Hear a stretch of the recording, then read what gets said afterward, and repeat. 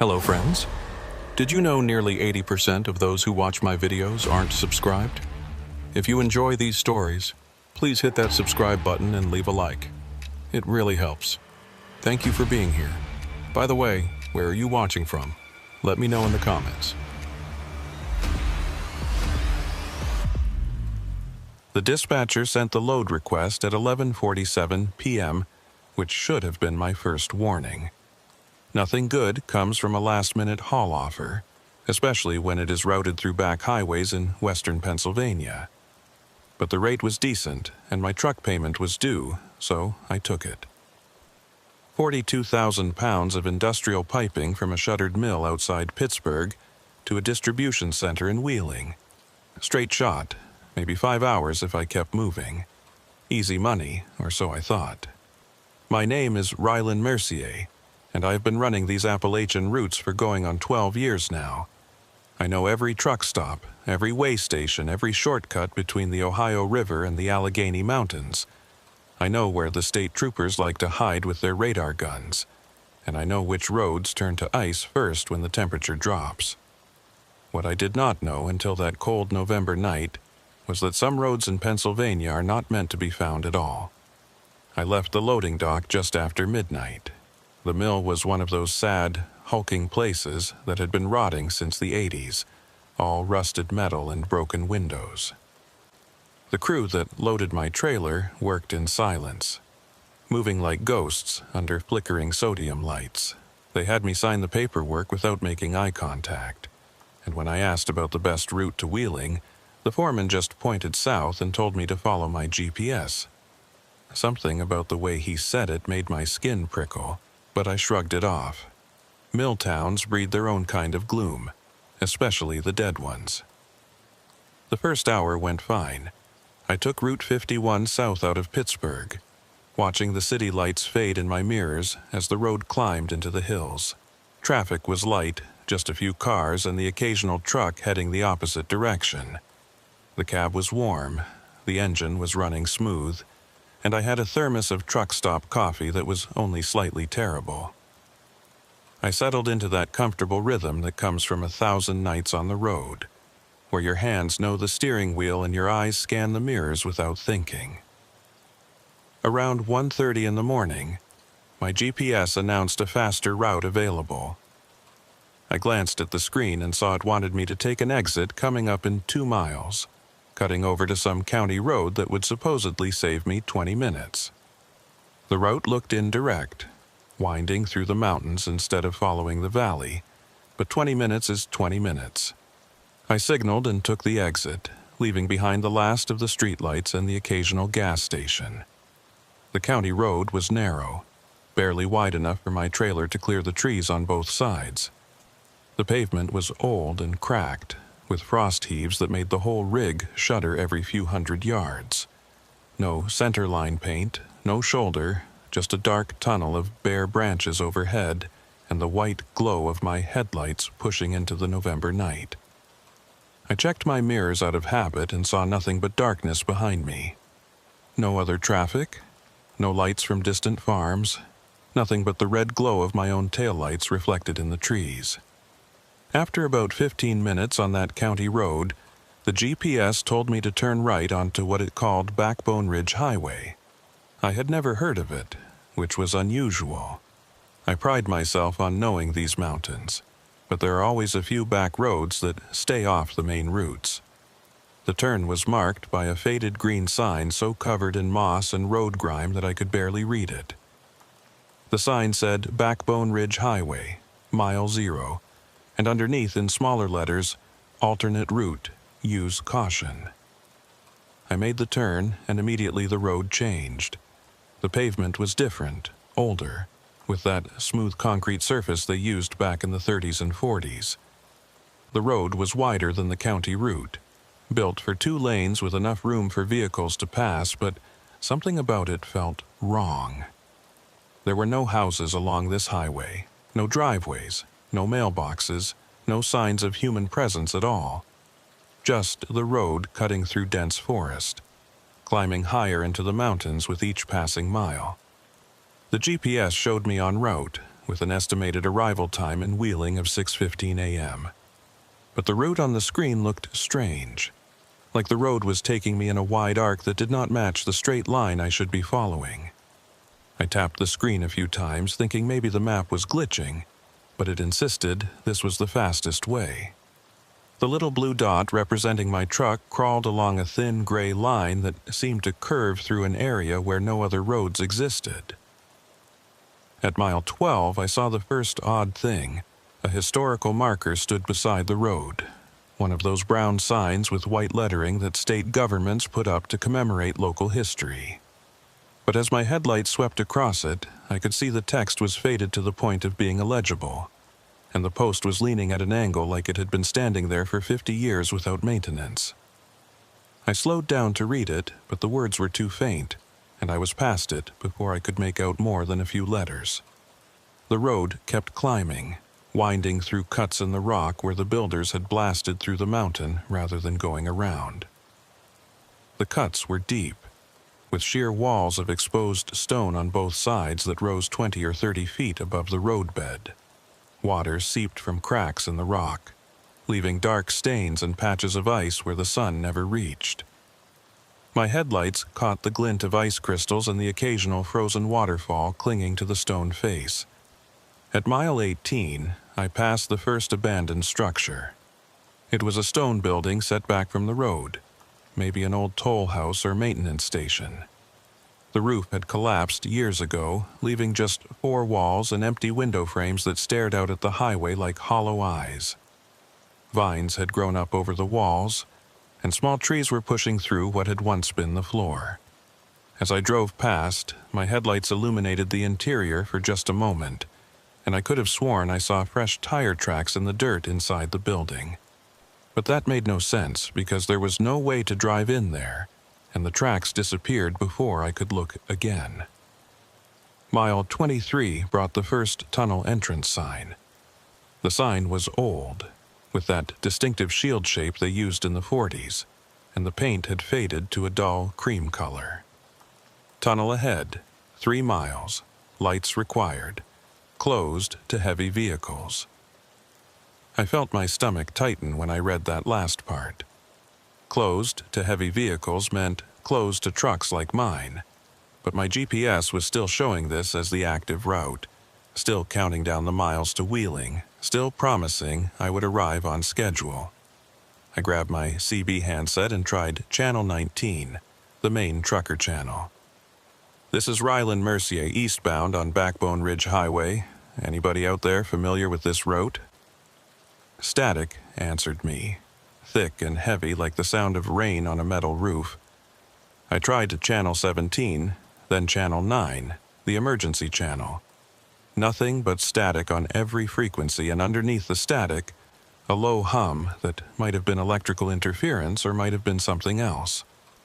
The tunnel entrance appeared at mile 26, and I felt my breath catch when I saw it. The portal was massive, easily big enough for 2 lanes of traffic, built from huge blocks of cut stone that had darkened with age to the color of old blood. The entrance was framed by a concrete arch with Art Deco styling, the kind of engineering that spoke of Depression-era ambition and federal work programs.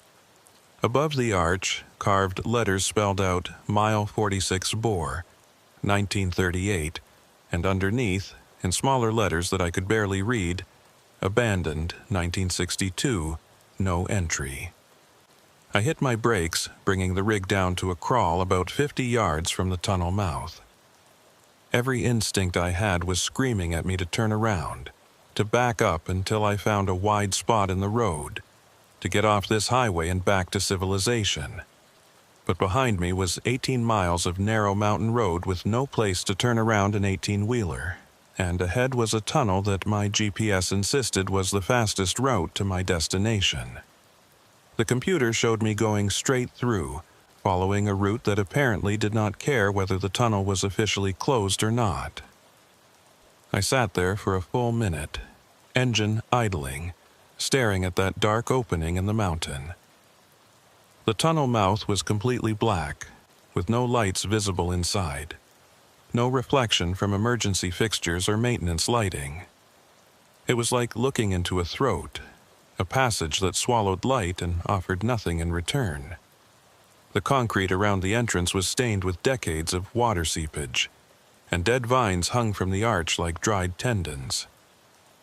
The CB radio crackled, and through the static I thought I heard a voice. Just a few words, distorted and distant. "Don't follow?" The voice faded before I could respond, leaving only that low, electrical hum. I tried transmitting again, but the static had returned, thicker than before, almost aggressive in its white noise dominance. My GPS recalculated. Instead of showing 6:15 a.m., it now showed 7:45 a.m., a full hour and a half later than the original estimate. The route had changed too, suggesting I backtrack 18 miles and take a different road entirely. But backtracking meant an hour of reversing my path, then another hour to get around the mountain, and by then I would be so late that the delivery window would close. I would lose the job and probably take a penalty from the company. I looked at the tunnel entrance again. The opening was clearly big enough for my rig. The road leading in was paved and level. There were no physical barriers blocking entry, just that faded sign warning against heavy vehicles and the official abandonment notice. Maybe the closure was a formality, something they never bothered to enforce because nobody used this road anymore. Maybe trucks passed through here all the time and just did not talk about it on the CB.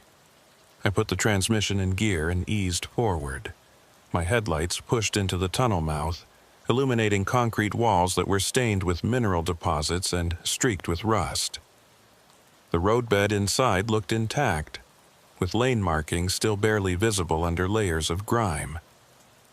I could see maybe 100 yards into the tunnel before the darkness swallowed everything. As I crossed the threshold, entering the mountain, the temperature inside the cab dropped 10 degrees in an instant. The heated air from my vents turned cold, and I could see my breath misting in front of my face. The sound changed too. The engine noise that had been my constant companion all night suddenly became muffled and strange, like I was hearing it through water. My headlights seemed dimmer inside the tunnel, their beams not reaching as far as they should. The tunnel walls closed in around me, massive concrete slabs that rose into darkness above my trailer height. Every few hundred feet, there were old light fixtures mounted on the walls, but they were all dark, their glass covers broken or missing entirely. Some of the fixtures had pulled away from the walls and hung at angles, held by corroded bolts and tangles of old wiring. The pavement under my wheels was covered with a fine layer of grit and dust that made my tires hiss with each rotation. I checked my mirrors and watched the tunnel entrance shrink behind me, the half-moon of gray November sky getting smaller and smaller until it was just a dim circle in the distance. The darkness ahead stayed absolute, refusing to yield to my headlights no matter how far I drove. I felt like I was making no progress, like the tunnel was extending itself as I moved, staying always the same distance from end to end. At what my odometer said was a quarter mile inside, I saw the first vehicle. It was pulled over in the right lane, a tractor-trailer rig that looked like it had been parked there for a long time. The trailer was faded, the paint oxidized to a dull gray, and one of the tires was completely flat. But what made me slow down was the tractor unit, because even under the grime and dust, I could see it was the same make and model as mine.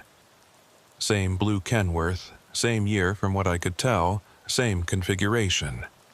I eased past the abandoned truck, close enough that my mirror almost touched its trailer.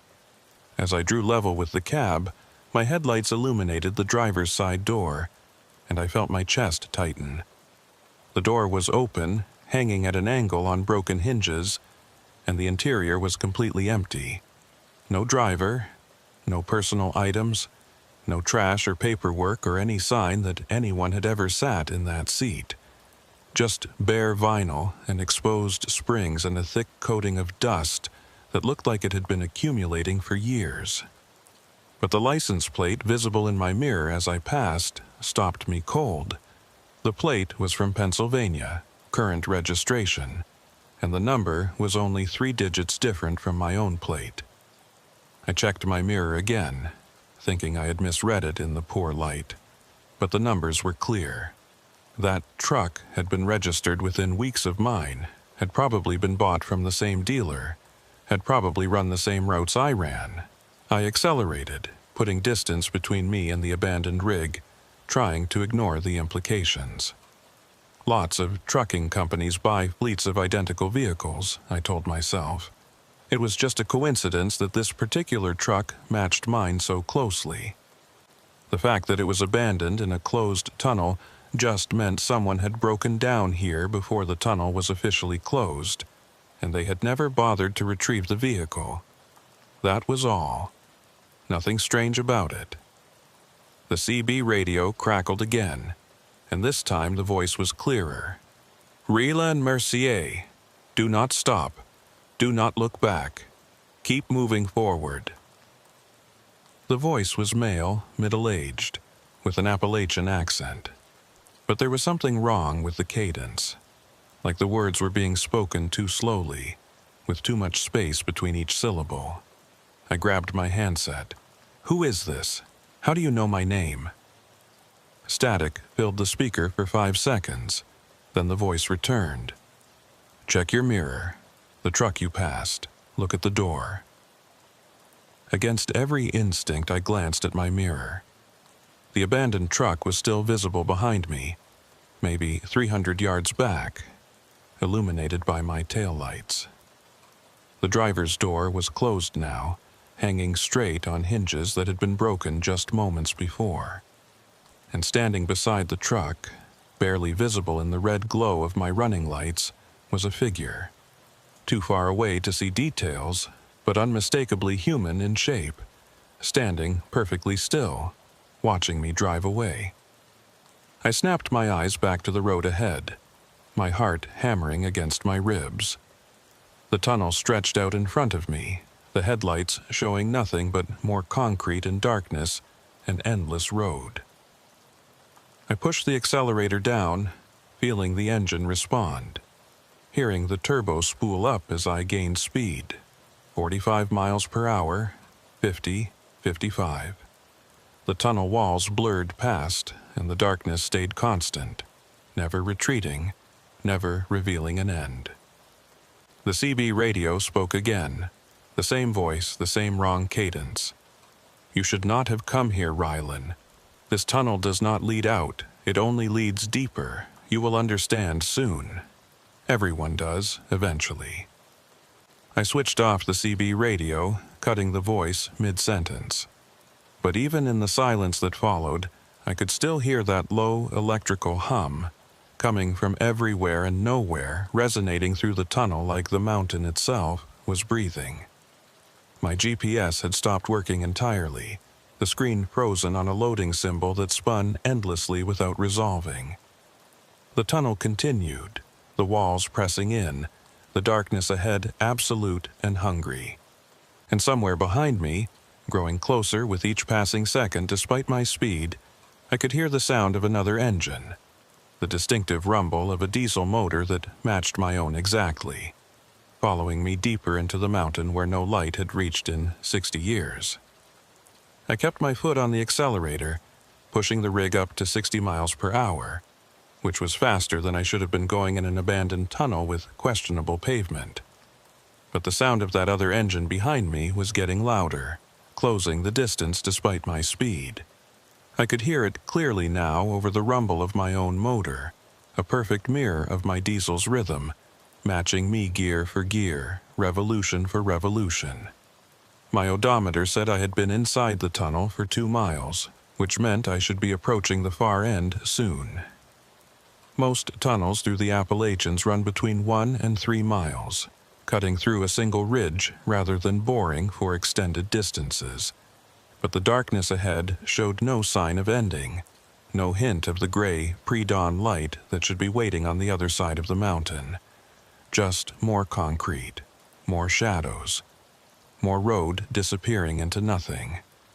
The headlights caught something on the right wall, and I eased off the gas slightly to get a better look. It was a maintenance alcove, one of those recessed spaces built into tunnel walls where workers could shelter if they needed to get off the roadway. The alcove was about 6 feet deep and 10 feet wide, with a metal door set into the back wall. The door was partially open, and my lights illuminated a narrow space beyond, some kind of access corridor leading deeper into the mountain. As I passed the alcove, something moved inside it. Just a flicker of motion, there and gone in the fraction of a second it took for my headlights to sweep past. But I saw enough to know it was human-shaped, standing in the shadows just inside the doorway, perfectly still, except for that single moment of movement. The figure did not try to flag me down or call out. It just stood there, watching me pass. I checked my mirrors again. The engine sound behind me had gotten closer, and now I could see headlights in the distance, 2 points of yellowish light that looked exactly like my own high beams. The lights were maybe a quarter-mile back, coming on fast, and as I watched, they grew brighter. Whoever was driving that truck was not slowing down, not maintaining a safe distance, just barreling forward through the tunnel like they were trying to catch me. The CB radio, which I had switched off minutes ago, crackled back to life on its own. The voice returned. That same wrong cadence, those same spaces between words that felt like they were coming from somewhere very far away. You passed the first alcove, Rylan.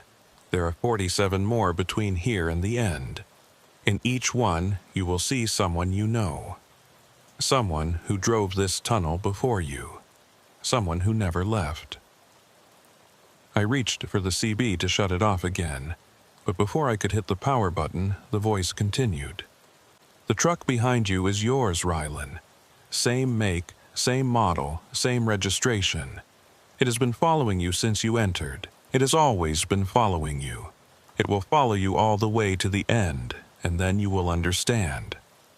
This time, I ripped the power cord out of the CB unit entirely, yanking the cable from the back of the radio and letting it hang loose. But even with the power disconnected, I could still hear that low electrical hum, coming from the speakers, coming from the dashboard, coming from the tunnel walls themselves. The sound was in everything now, a frequency that resonated in my teeth and made the steering wheel vibrate under my hands. At 3 miles inside, according to my odometer, I passed the second alcove.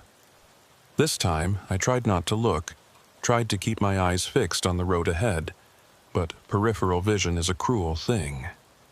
I caught the movement again, another figure standing in the shadows, and this time I recognized the shape. It was wearing a trucker's cap and a reflective vest, the kind of outfit I wore every day when I was doing inspections or working around my rig. The figure raised one hand in a slow wave as I passed, and I saw my own face looking back at me from the shadows, my own expression locked in something between recognition and resignation. I slammed my foot down on the accelerator, the engine roaring in response, pushing the speedometer past 70. The tunnel walls became a blur of concrete and rust stains. The yellow center line, barely visible under decades of grime, flickered past like a strobe effect. Behind me, those headlights stayed constant, matching my speed exactly, never gaining, never falling back, just maintaining that perfect quarter-mile distance. The pavement started to change at mile 4. The smooth concrete gave way to rougher asphalt, then back to concrete, then to something that looked like it might have been brick at one time. The surface under my wheels changed texture every few hundred yards, and each change brought a different sound, a different vibration through the frame of the truck. Some sections were smooth and quiet, others rattled my teeth, and a few felt like I was driving over corrugated metal even though the surface looked like ordinary pavement. More alcoves appeared, spaced at irregular intervals along both walls. I stopped trying not to look at them. In each one, I saw variations of myself, different versions wearing different clothes, standing at different angles. Some of them waved, some of them just stared. One of them was holding a CB handset up to its mouth, lips moving in words I could not hear, and I realized with a chill that this was the figure making those radio calls, one of my own echoes calling out to me from the shadows. At mile 5, the tunnel widened. The walls pulled back to 3 lanes width, then 4, opening into a space that felt more like an underground cavern than a highway tunnel. The ceiling rose higher, disappearing into darkness above the reach of my headlights. On the left side of the road, I could see what looked like an old service station, a concrete island with rusted pumps, and a small building that might have been an attendance booth. The pumps were ancient, the kind with mechanical number wheels behind glass faces, showing prices in cents per gallon. The service station island was occupied. There were 3 trucks parked at the pumps, all of them facing the same direction I was traveling, all of them with their lights off and their cabs apparently empty. As I drew closer, my headlights illuminated the trucks in detail, and I felt my stomach turn to ice. All 3 trucks were blue Kenworths, same year, same model, same configuration as mine, and all 3 had Pennsylvania plates with numbers that were eerily close to my own registration. I did not slow down. I kept my speed up, steering around the service island and staying in the center lane. But as I passed the first truck, I saw movement inside the cab. Someone was sitting in the driver's seat, hands on the wheel, staring straight ahead through the windshield. The figure turned its head as I passed, tracking my movement, and I caught a glimpse of the face.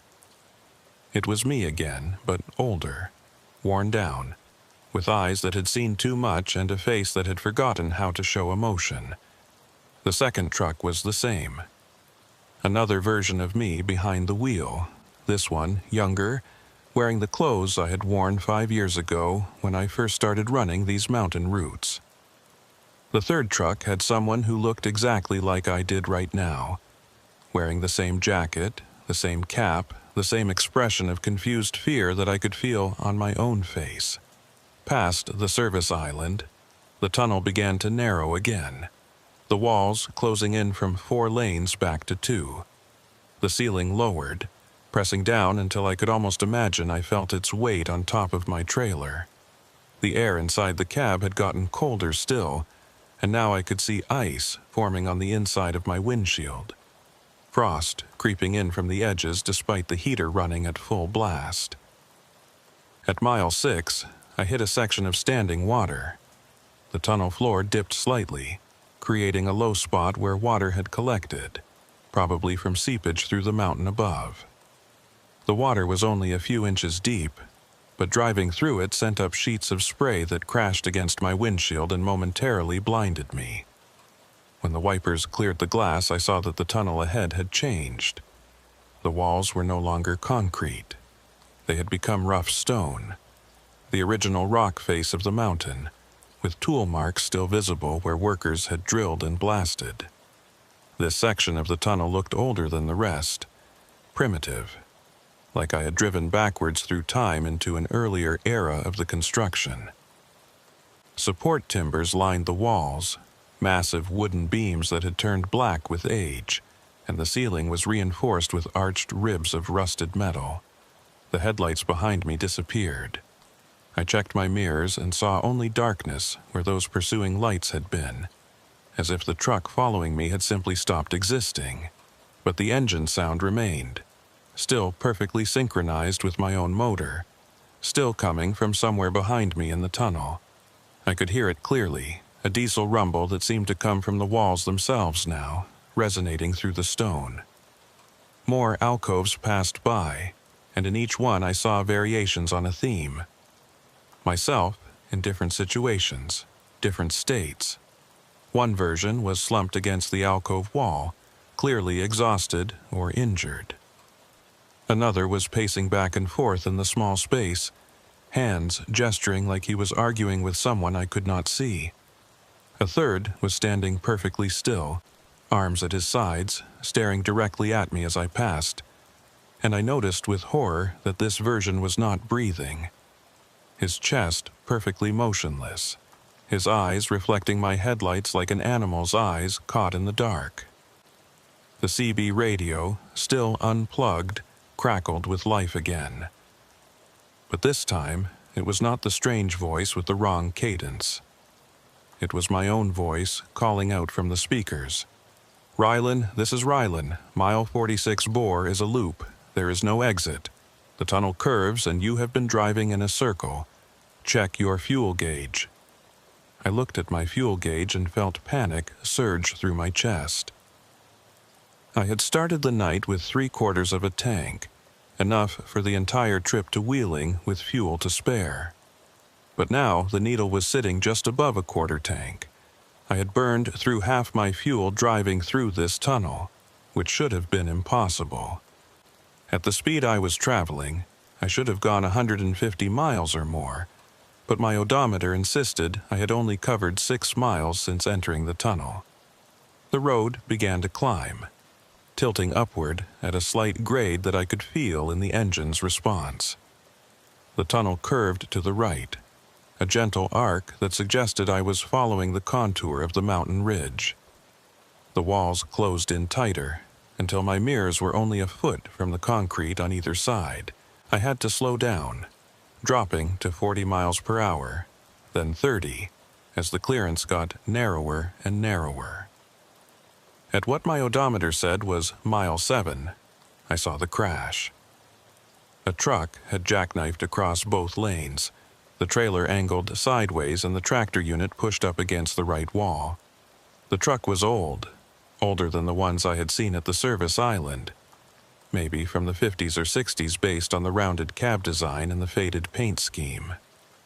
The trailer doors were open, hanging loose on broken hinges, and the cargo had spilled across the roadway. Wooden crates and metal drums lay scattered everywhere, many of them broken open, their contents long since gone to rust and rot. I stopped. There was no way around the wreck, no clearance to squeeze past, no room to turn around. I sat there with my engine idling, staring at the jackknifed truck, trying to figure out what to do. Behind me, I could hear that other engine getting closer again, the sound growing louder. And when I checked my mirrors, I saw those headlights returning, 2 points of yellowish light that were maybe 1/8 of a mile back and closing fast. The CB radio spoke with my own voice. "Get out, Rylan. You have to move the wreck. It is the only way forward. Get out of your truck and move the cargo. Clear a path. You have 5 minutes before the other truck catches you." Every survival instinct I had told me not to leave my cab. The truck was my safe space, my metal shell, the only thing between me and whatever was happening in this tunnel. But the headlights behind me were getting brighter, and the engine sound was getting louder, and I could see now that if that truck did not stop, if it just kept coming at the speed it was traveling, it would crash into my trailer and probably kill me on impact. I pulled on my work gloves and grabbed my flashlight from the door pocket. The air that rushed in when I opened the cab door was so cold it burned my lungs, far colder than it should have been this deep inside a mountain. My breath came out in great white clouds, and I could feel the moisture in my nose freezing. The tunnel was silent except for my idling engine and that approaching diesel rumble from behind. I climbed down from the cab and my boots hit concrete that was slick with something that was not quite water and not quite ice. The surface had a greasy quality that made walking difficult, and when I shined my flashlight down I could see patterns in the slickness, almost like tire tracks, but wrong somehow, the treads going in directions that did not match any kind of vehicle movement. The cargo spilled from the wrecked truck was unidentifiable. What had once been wooden crates had deteriorated into piles of rotted boards and rusted metal bands. The drums had corroded through, their contents reduced to crusted stains on the tunnel floor. I started dragging the debris to the sides of the tunnel, working as fast as I could, acutely aware of those headlights getting brighter behind me and the sound of that engine getting closer. As I cleared a path, I noticed something about the wrecked truck. The cab door was open, hanging at an angle, and I could see into the interior. There was no skeleton, no remains, no sign that a driver had ever been there. But on the seat, perfectly preserved despite the decades of apparent abandonment, was a thermos of coffee and a handwritten logbook. The logbook was open to a page dated November 18, 1962, the year the tunnel had been officially closed. The last entry, written in careful script, said, "Mile 7, engine trouble. Going to walk back for help. If anyone finds this, do not stay in the tunnel after dark. They come out of the alcoves when the sun goes down." The headlights behind me were close now, maybe 200 yards away and coming fast. I could see the outline of the truck, the same blue Kenworth, the same configuration, driving with no one visible in the cab. The truck was accelerating, building speed, aimed directly at my rig like a guided missile. I dropped the piece of cargo I was holding and ran back to my cab, slipping on the greasy concrete, scrambling up into the driver's seat and slamming the door. I threw the transmission into gear and hit the accelerator, threading my truck through the narrow gap I had cleared, inches of clearance on either side, my mirrors scraping against the cargo I had not had time to move. In my rearview mirror, I watched the pursuing truck reach the wreck site. It did not slow down. It did not try to avoid the obstruction.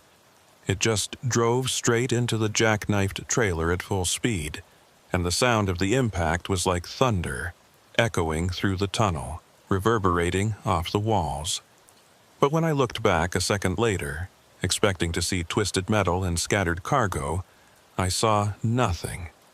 The pursuing truck was gone, the wreck was gone, and the tunnel behind me was empty and dark, as if nothing had ever been there at all. The CB radio spoke again, my own voice, tired now, resigned. "Mile 8 is coming. That is where the tunnel splits. You will have to choose, left or right. Both ways look the same. Both ways lead deeper. Choose wrong, and you will loop back to the beginning. Choose right, and you might find something worse than a loop. Choose carefully, Rylan. Everyone who has come this far had to choose. Most of them are still here." Ahead in my headlights, I could see the tunnel splitting into two branches, a Y intersection where the road divided and disappeared into separate passages through the mountain. Both tunnels looked identical. Same width, same concrete walls, same darkness waiting beyond the reach of my lights. There were no signs, no markers, no indication of which way might lead to an exit and which way might lead to another loop, or worse. My fuel gauge had dropped to just under a quarter tank. If I chose wrong, if I drove another 7 or 8 miles and ended up back at the beginning, I would not have enough fuel to try again. I would be stranded in this tunnel, another abandoned truck waiting in an alcove for the next driver to pass, another echo calling out on the CB radio, another warning that would not be heeded. The split was 50 yards ahead. I had seconds to choose. Behind me, the sound of that other engine had returned, building again from silence, starting the cycle over. The hunt was beginning again, and I was running out of road, running out of fuel, running out of time to find a way out of mile 46-4 before I became just another version of myself standing in an alcove, watching the next Rylan Mercier drive past into the dark. I had 30 yards to make a decision that might determine whether I ever saw daylight again. The split in the tunnel rushed toward me, the two passages yawning open like the jaws of some massive predator. Left tunnel, right tunnel, both identical in every visible detail. Same width, same lighting fixtures hanging dead from the ceiling, same water stains on the concrete, same darkness waiting beyond. My hands were slick with sweat despite the cold. I eased off the accelerator, letting the rig slow to 20 miles per hour, then 15, trying to buy myself a few more seconds to think. But what was there to think about? I had no information, no logic to apply, no reason to choose one direction over the other. It was a coin flip, except the stakes were my life and possibly my sanity. At 20 yards from the split, I saw something that made my decision for me. On the wall of the right tunnel, just visible in my headlights, someone had scratched words into the concrete. The letters were crude and deep, carved with something metal, probably a knife or a screwdriver. The message said, "Right EOS loop, left eco forward, trust me, RM, RM, Rylan Mercier," my own initials. One of the versions of myself that I had seen standing in those alcoves had apparently made it this far, had figured out which way led forward, and had left a message for the next iteration of me that came through.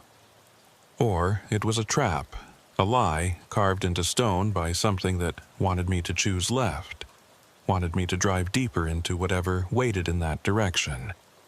10 yards. I had to choose now.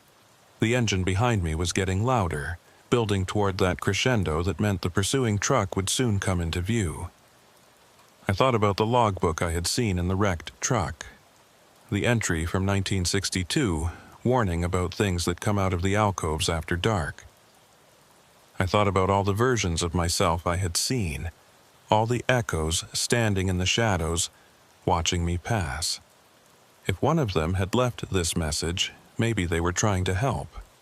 Maybe some part of me that had already been through this nightmare was trying to save the current version from making the wrong choice. I yanked the wheel left and committed to the turn. The trailer swung wide, the rear wheels tracking close to the center divider between the two tunnels. For a moment I thought I had misjudged the clearance, thought I would clip the concrete island and jackknife just like that truck back at mile 7. But the wheels cleared with inches to spare, and then I was fully in the left tunnel, accelerating again, putting distance between myself and the split. In my mirror, I watched the intersection recede. The pursuing truck burst into view just as I rounded a slight curve that took the split out of sight. The truck was going at least 70 miles per hour, coming on like a freight train, and I saw it veer right at the split without slowing, choosing the opposite direction from me. The sound of its engine faded quickly, Doppler shifting away as it raced down the right tunnel toward whatever waited there. The CB radio crackled, and a different voice came through this time. Not my own voice, not that wrong cadence stranger, but someone else entirely. The voice was female, middle-aged, with a hint of West Virginia mountain accent. "Good choice on the left tunnel, sugar. That's the way forward. But forward don't mean out. You got another 6 miles before you see anything different, and those 6 miles are going to feel like 60. I grabbed the handset, forgetting that I had ripped the power cord out. But the radio was working anyway, powered by something other than the electrical system of my truck. "Who are you?" I asked. "How many people are trapped in here?" The woman's voice came back immediately. Name was Deputy Cole Branford, Pennsylvania State Police. Been in this tunnel since 1959. As for how many people, well, that depends on how you count. There's maybe 30 or 40 trucks in here that I know about, scattered through the miles. But there's hundreds of us, maybe thousands, if you count all the versions. Every time someone comes through, they leave pieces of themselves behind. Echoes, copies, whatever you want to call them. The tunnel collects us.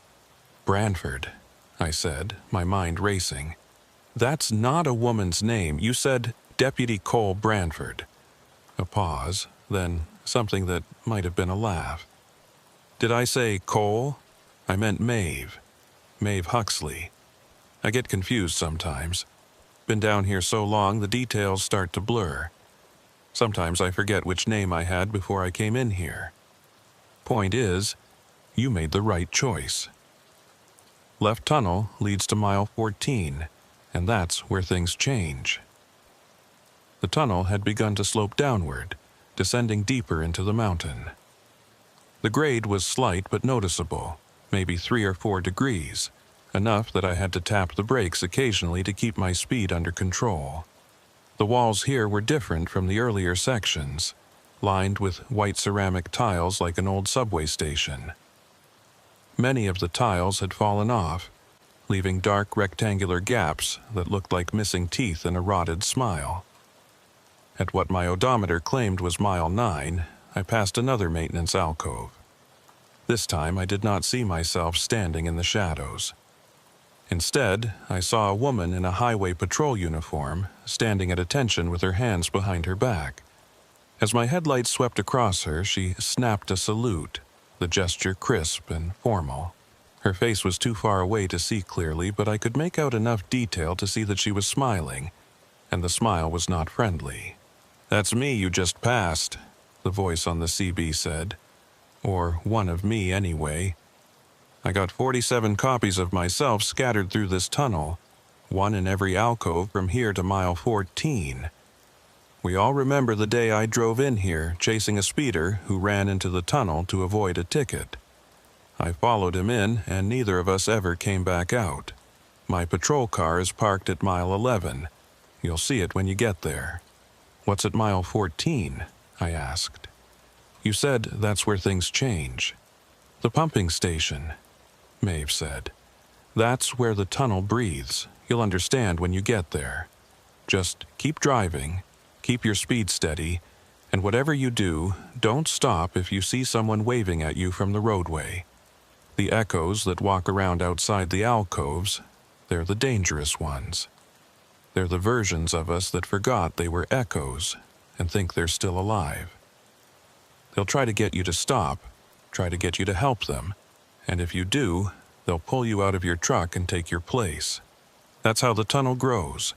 Every time someone stops, there's one more echo walking around, one more person trapped." Mile 10 brought a stretch of tunnel that was flooded with water, not just standing water on the floor like I had seen earlier, but deep water that covered the roadway to a depth of at least 2 feet. I could see the surface rippling in my headlights, and I could hear the sound of my tires churning through it, throwing up waves that crashed against the walls. The water was cold enough that I could see my breath fogging even thicker inside the cab, and ice was forming on every metal surface. Something moved under the water as I drove through. I saw the surface disturb, saw a shape gliding just below the visibility line, pacing my truck. It was too large to be a fish, too fluid in its movement to be debris. The shape kept pace with me for maybe 50 yards, then vanished, diving deeper or sliding away into some submerged opening in the tunnel wall. "Don't think about what's in the water," Maeve said over the CB. "That's one of the things a tunnel makes. It takes all the fear and all the wrong choices and all the bad endings, and it grows things from them. Things that don't have names because they never existed outside this place. Just keep moving." At mile 11, I saw the patrol car. It was pulled over on the right shoulder. A black and white Pennsylvania State Police cruiser from the late 50s, complete with a single rotating beacon on the roof and the old-style star badge painted on the door. The car was in perfect condition. No rust, no dust, looking like it had been parked there yesterday instead of 60-some years ago. The driver's door was open, and the interior light was on, illuminating an empty seat and a clipboard lying on the dashboard. A figure stood beside the car, and for a moment I thought it was another alcove echo. But this figure was standing in the roadway, right in my lane, waving both arms over her head in the universal signal for distress.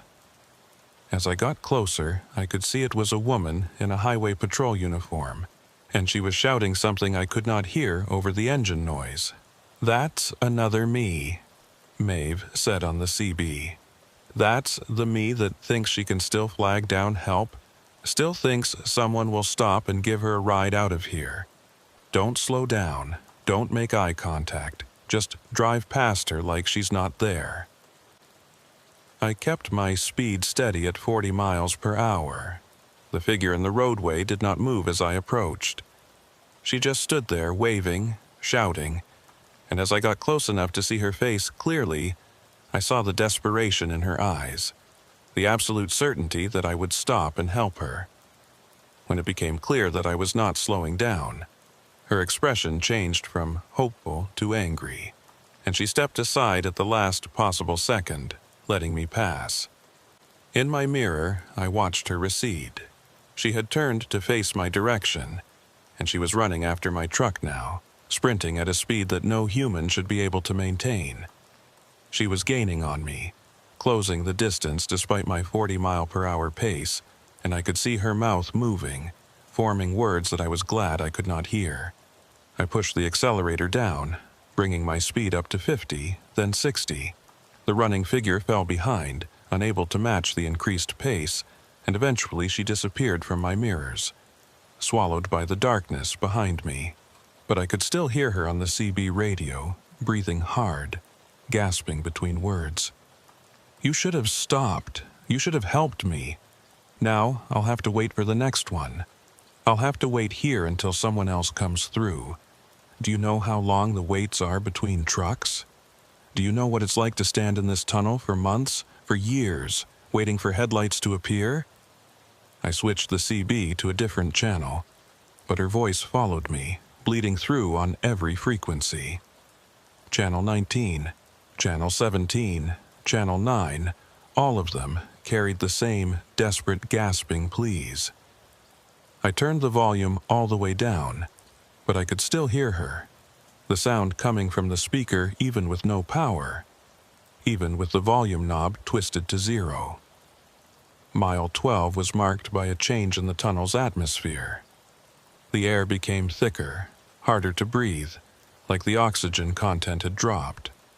My engine started to run rough, coughing and sputtering, and I had to downshift to maintain speed. The walls were closing in again, narrowing from 2 lanes to 1.5, and the ceiling was lowering until I could almost feel it pressing down on top of my trailer. The alcoves here were occupied by figures I did not recognize, not versions of myself, not Maeve in her patrol uniform, but strangers. Men and women in clothes from different eras, standing in the shadows with their faces turned toward the road, watching me pass. One alcove held a man in a business suit from the 40s, his hair slicked back, his tie perfectly knotted.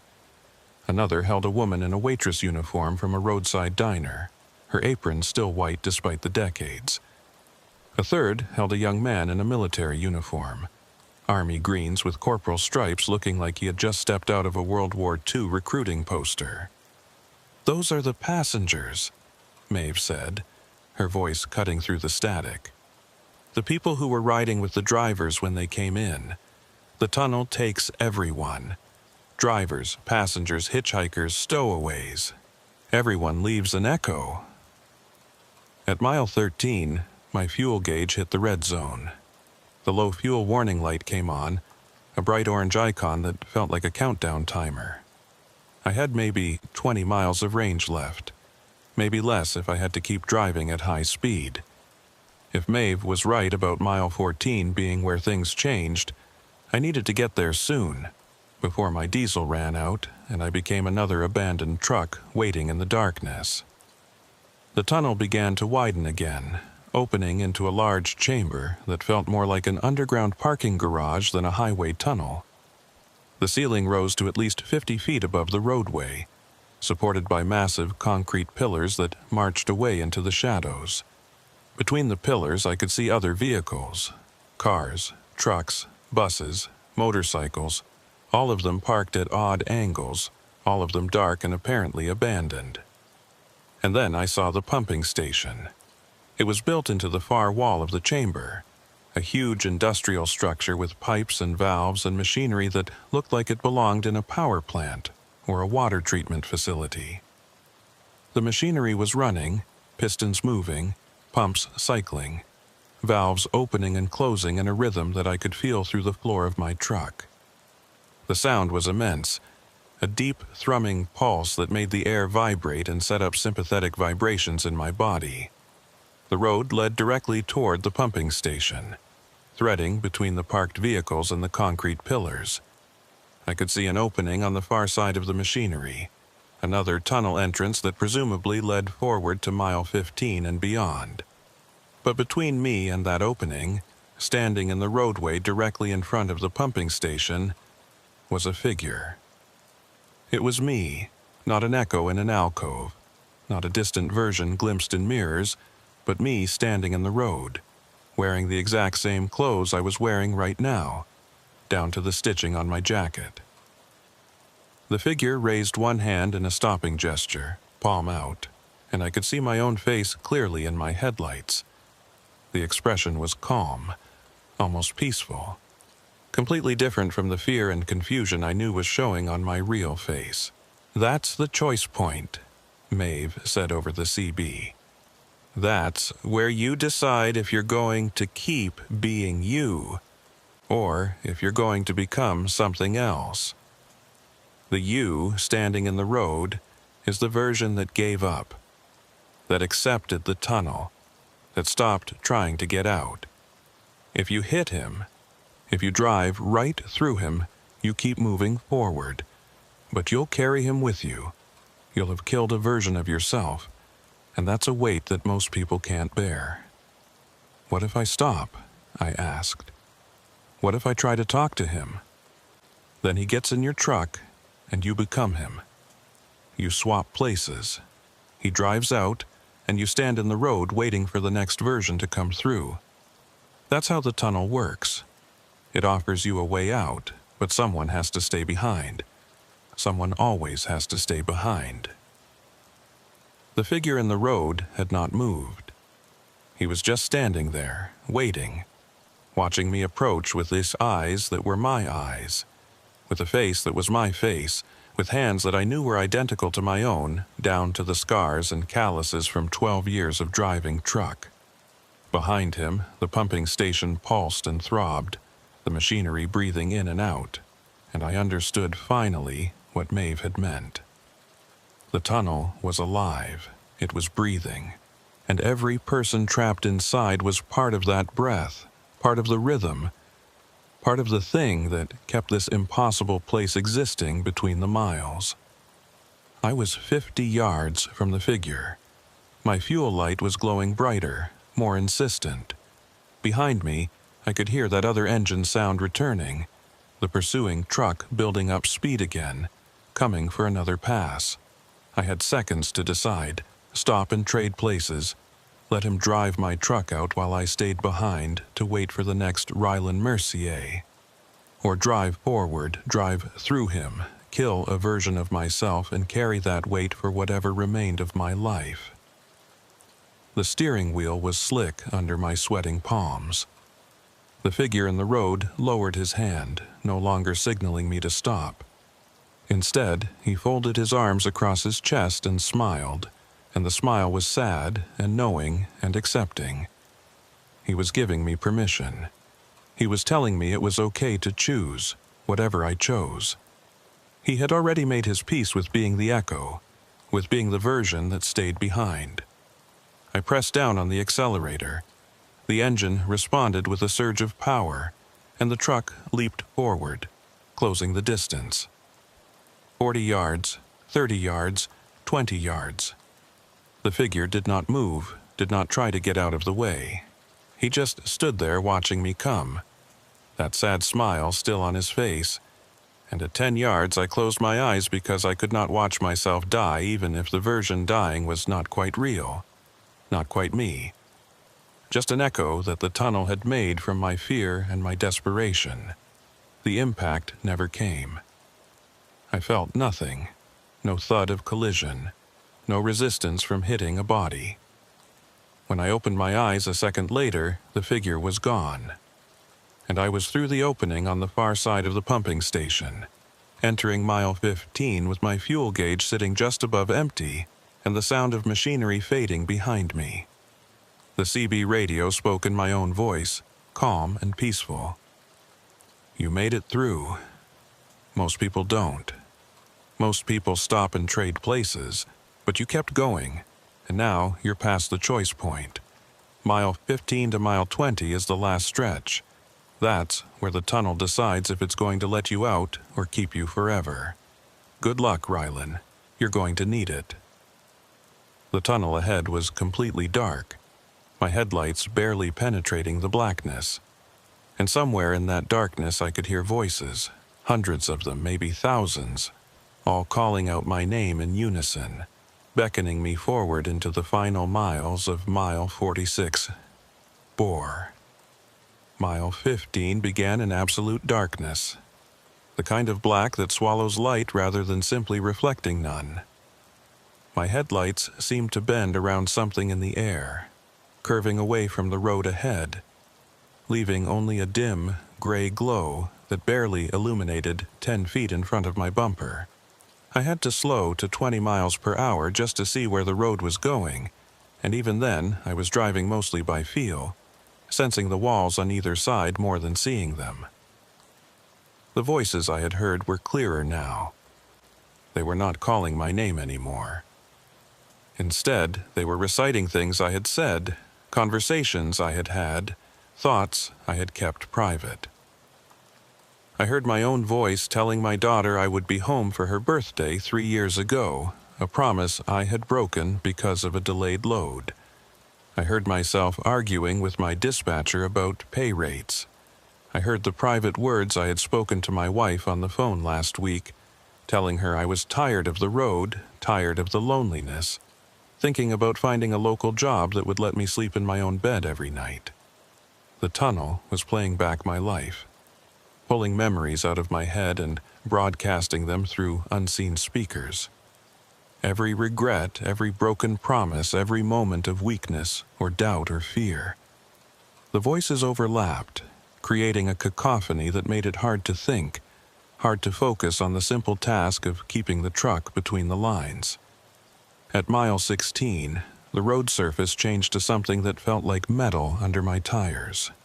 The sound was different, a hollow ringing with each rotation of the wheels, and I could feel vibrations coming up through the frame that had nothing to do with the engine or the drivetrain. The vibrations matched the rhythm of the pumping station I had passed, that same deep pulse, and I realized I was driving on the skin of something, the surface of whatever machinery kept this tunnel breathing. The fuel gauge needle was touching empty now, bouncing against the peg with each bump in the road.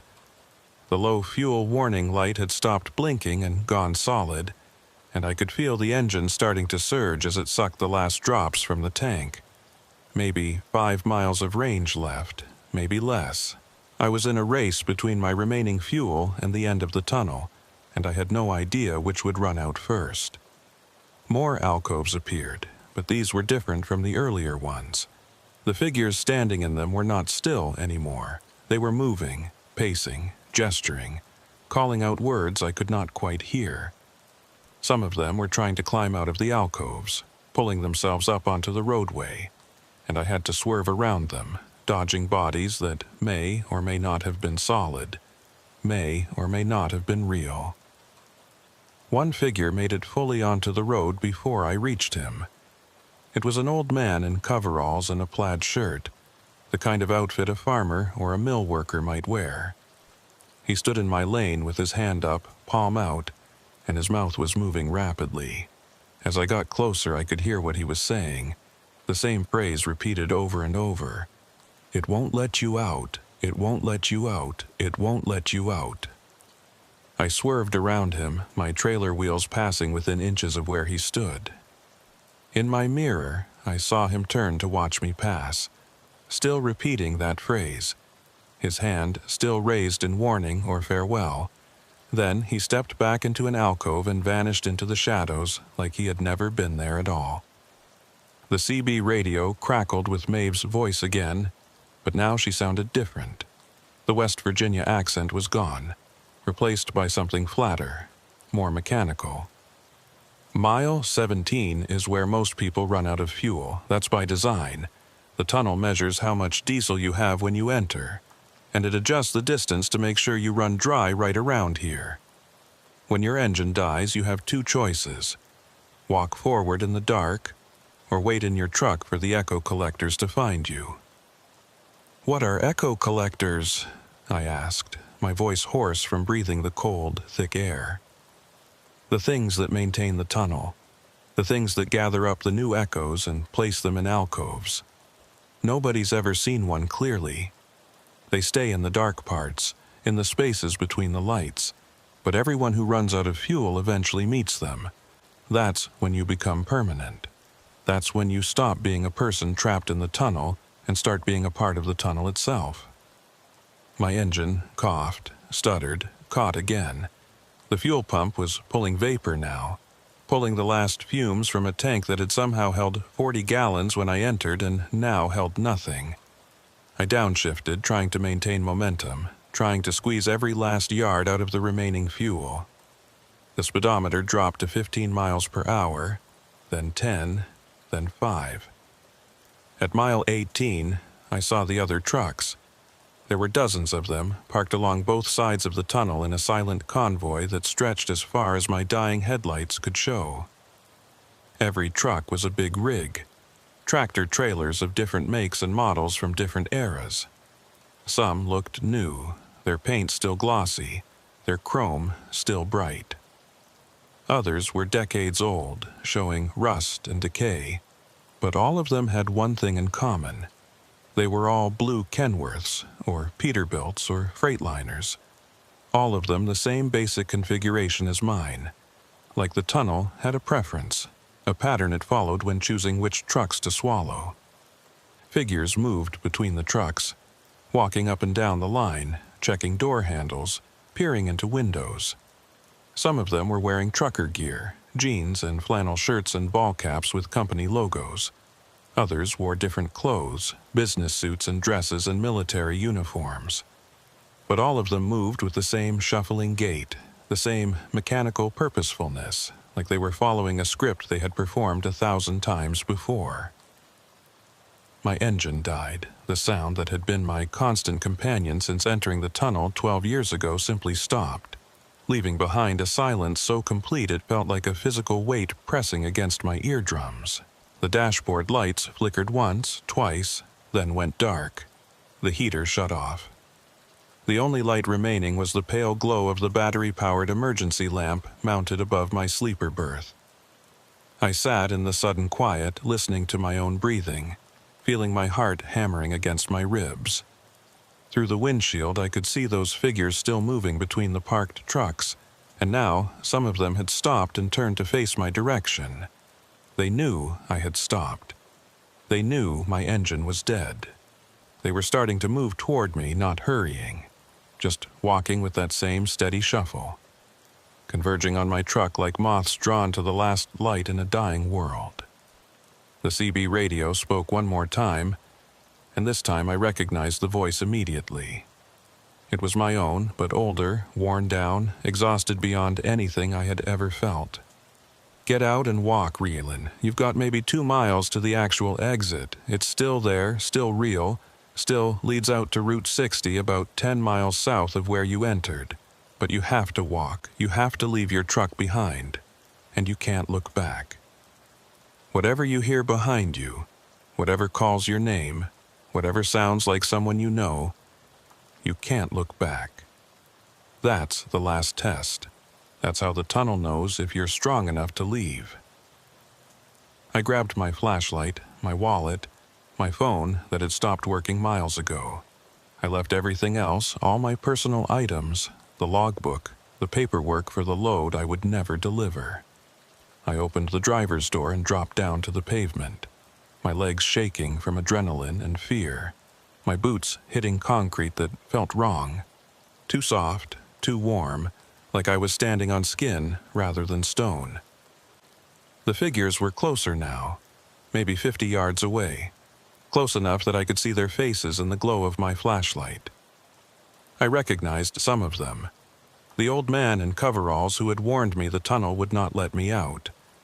The woman in the waitress uniform I had seen in an alcove earlier. The young soldier in his World War II greens. And others, dozens of others, all of them converging on my position with empty eyes and reaching hands. I ran, not toward the figures but past them, threading between the parked trucks heading in the direction my odometer had said was forward. My flashlight beam bounced and swayed, showing glimpses of more vehicles, more alcoves, more figures standing or sitting or lying in the shadows. The tunnel floor was covered with that same greasy substance I had felt at mile 7, making every step treacherous, but I kept my balance and kept moving. Behind me, I heard my truck door slam shut. I heard the engine start, that familiar diesel rumble that I had lived with for 12 years, and I heard the transmission engage. Someone, or something, had gotten into my cab and was driving my truck, probably adding it to the collection of vehicles parked along the tunnel walls. But I followed the rule. I did not look back. Mile 19 was marked by a change in the tunnel's structure. The walls became rougher, less finished, more like a cave than a constructed passage. The ceiling lowered until I had to duck my head in places and the floor became uneven, forcing me to watch my footing. Water dripped from above, cold drops that stung when they hit my neck and face. The air smelled like wet stone and something organic, something rotting. The voices behind me were calling my name now, using tones I recognized. My wife's voice, my daughter's voice, my mother's voice, who had been dead for 5 years. They were calling me to stop, to wait, to come back and help them. They said they were trapped. They said they needed me. They said if I just turned around they could all leave together. But I kept walking, kept my eyes forward, kept my flashlight pointed ahead, even as the beam grew dimmer and started to flicker. At mile 20, I saw light. Real light. Not the artificial glow of emergency lamps or the dim phosphorescence that seemed to come from the tunnel walls themselves, but honest daylight, gray and weak, filtered through rain or fog, but unmistakably sunlight. The tunnel was ending. The passage was narrowing to a point, and beyond that point I could see a roughly circular opening, maybe 8 feet across, with pale morning light visible beyond. I stumbled forward, my legs burning, my lungs aching from breathing the thick air. The opening was 100 yards away, then 50, then 20. I could see trees beyond the exit, bare November branches, and I could see rain falling, normal, cold Pennsylvania rain. I could smell it, that clean smell of rain on dead leaves, so different from the stale underground air I had been breathing. 10 yards from the exit, I heard a sound that made me freeze. It was the distinctive air brake hiss of a truck stopping, and it was coming from behind me, close behind me. I heard a door open, heard boots hitting pavement, heard footsteps approaching. And then I heard my own voice, the same exhausted tone from the CB radio, speaking from just a few feet behind me. "Don't go out there, Rylan. It's not real. The tunnel shows you an exit, but it's just another loop.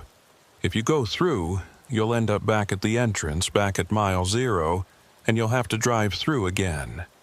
I've done it 6 times. Each time, I thought I was finally getting out. Each time, I ended up back at the beginning. The only way to really leave is to stop trying. Accept that you're here. Accept that you're home.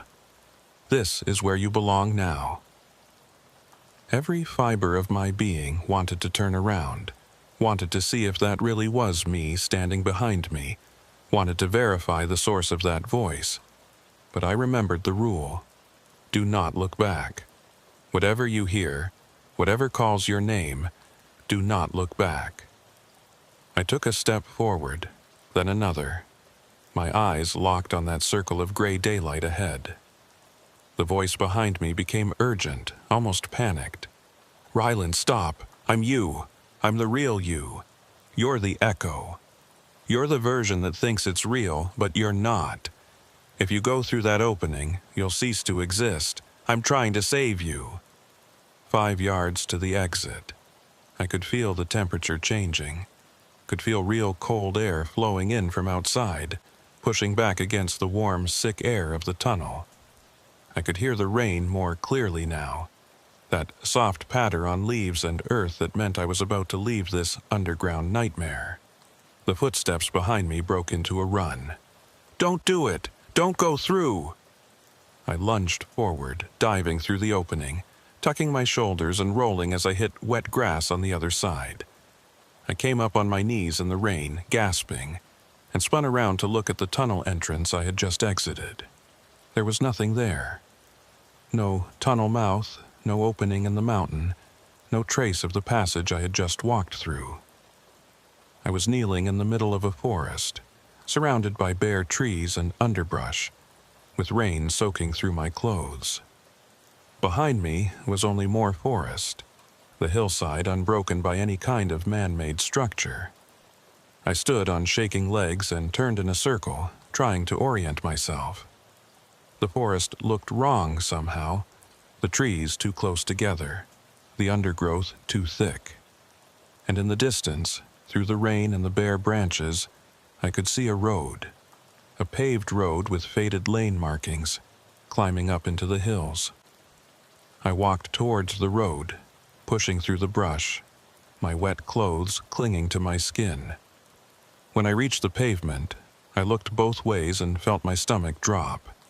To my right, the road curved away and disappeared into the forest. To my left, maybe a quarter-mile distant, I could see a structure, a massive, concrete arch built into the side of the mountain, with carved letters that were just barely visible through the rain. I walked closer, already knowing what I would see, already feeling the sick certainty settling into my gut. The letters above the arch spelled out Mile 46 Bore, 1938, and underneath, in smaller text, Abandoned, 1962, no entry. I was standing at the entrance to the tunnel, the same entrance I had driven through hours ago, or days ago, or years ago. Time had no meaning in this place. The tunnel had spit me out exactly where I had entered, completing the loop, proving that the voice behind me had been right. There was no exit. There was only the endless cycle, the eternal return, the road that led forever into the mountain and emerged nowhere at all. In my pocket, my phone buzzed. I pulled it out with numb fingers and saw that I had service now, full bars, and a notification showing a text message from my dispatcher. The message was time-stamped 11:47 p.m., the exact time he had sent me the original load offer. The message said, "Got a hot load for you if you want it. Industrial piping, Pittsburgh to Wheeling. Good rate. Straight shot down Backbone Ridge Highway. You interested?" I looked at the tunnel entrance, at the dark opening waiting in the mountain. Somewhere inside, I knew my blue Kenworth was parked among the others, my name still on the registration, my logbook still showing the entry from tonight or last night or whenever it had been when I drove in. Somewhere inside, there was an alcove with my name on it, waiting for my echo to take its place in the shadows. And somewhere, on a dark highway in western Pennsylvania, another Rylan Mercier was getting a text message from his dispatcher, seeing a job offer that paid well, starting his truck and heading toward a road he had never heard of. Backbone Ridge Highway, Mile 0. An alternate route that promised to save time, promised to get him to his destination faster, promised nothing but an easy drive through the mountains. I put my phone back in my pocket. The rain was getting heavier, and the temperature was dropping. I needed to find shelter, needed to figure out where I was and how to get back to civilization. But first, I walked up to the tunnel entrance and stood looking into the darkness. I could hear that sound again, that low electrical hum, the breathing of the mountain. And I could hear voices faint and distant, calling out from somewhere deep inside. One of those voices was mine, one of those echoes standing in an alcove, waiting in the shadows, watching for headlights to appear in the distance. One of those versions of me had stayed behind so that this version could walk out into the rain. Or maybe it was the other way around. Maybe the version in the tunnel was the real me, and the one standing here in the rain was just an echo, a copy that the mountain had made, a false memory of escape that would fade and disappear as soon as I walked far enough away. I turned and started walking down the road, away from the tunnel, following the faded pavement as it curved through the forest. Behind me, I heard the sound of an engine starting, that familiar diesel rumble, and I heard the hiss of air brakes releasing. I did not look back. I just kept walking, following the road wherever it led, while the rain fell harder and the darkness gathered in the trees, and somewhere in the mountain behind me, mile 46, Boar breathed in and waited for the next truck to arrive.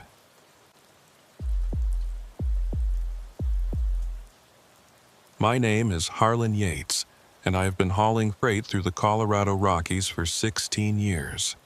I know these mountains better than most people know their own neighborhoods. I know which passes close first when the snow starts, which truck stops have the best coffee at 3 in the morning, and which stretches of highway turn into skating rinks when the temperature drops below freezing. What I did not know, until a February night 2 years ago, was that some tunnels in these mountains are not maintained by any transportation department, and the things that do maintain them have been working in the dark for far longer than any road has existed. The run started normal enough. I picked up a load of mining equipment in Grand Junction, bound for operation outside of Leadville. Heavy machinery, drill components, ventilation systems, the kind of cargo that pays well because it is awkward and difficult to secure properly. The route was straightforward.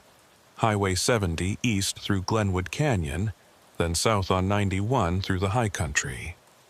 Winter driving in Colorado, but nothing I had not done 100 times before. I left Grand Junction at sunset, watching the last orange light fade from the canyon walls as I climbed into the mountains. The weather report had called for clear skies and cold temperatures, maybe dropping to 10 below zero by midnight. No snow, no ice, just the kind of dry cold that makes your breath crystallize the moment it leaves your lungs. Perfect conditions for a night drive through the high country. The first 2 hours went smooth.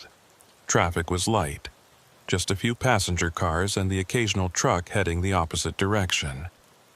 The canyon walls rose up on either side, dark stone striped with snow, and the Colorado River ran alongside the highway, black water churning over rocks that looked like they had been there since the beginning of time. My headlights picked out mile markers and reflectors, and the engine hummed steady, pulling the heavy load up the long grades without complaint. Around 9 p.m., just past Vail, my CB radio crackled with a Colorado State Patrol announcement. Attention, all commercial vehicles. Highway 91 South is closed at Fremont Pass due to avalanche danger. Repeat, 91 is closed. All trucks are being diverted to the Mosquito Range maintenance route. Follow posted detour signs starting at Copper Mountain. I keyed my handset. This is Harlan Yates southbound toward Leadville. What's the condition on the maintenance route? I've never run it before. A different voice came back, deeper, with a mountain drawl. Maintenance route is clear and plowed. Single lane most of the way, so watch for oncoming traffic. It adds about 20 miles, but it'll get you where you're going. Look for the detour signs at mile marker 195. The detour sign appeared right where promised. A bright orange diamond with black lettering directing trucks to exit right. The off-ramp led to a 2-lane road that immediately started climbing higher into the mountains, switchbacking up slopes that I knew would be suicide in bad weather. But tonight the pavement was dry and the stars were so bright they cast shadows, so I shifted down and let the rig find its rhythm on the winding road. After about 10 miles, the road crested a ridge and started descending into a valley I did not recognize. The landscape here was different from the usual Colorado high country. The trees were thicker, older, and the snow lay deeper in the shadows between them.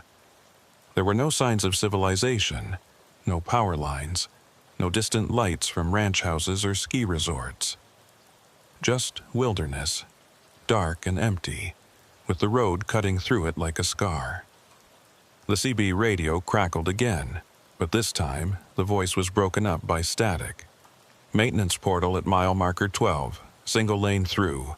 No stopping inside. Repeat, no stopping. The transmission cut off before I could respond, leaving only white noise and that low hum I had started to notice underneath all radio frequencies in these mountains. Mile marker 12 appeared after another 15 minutes of winding descent.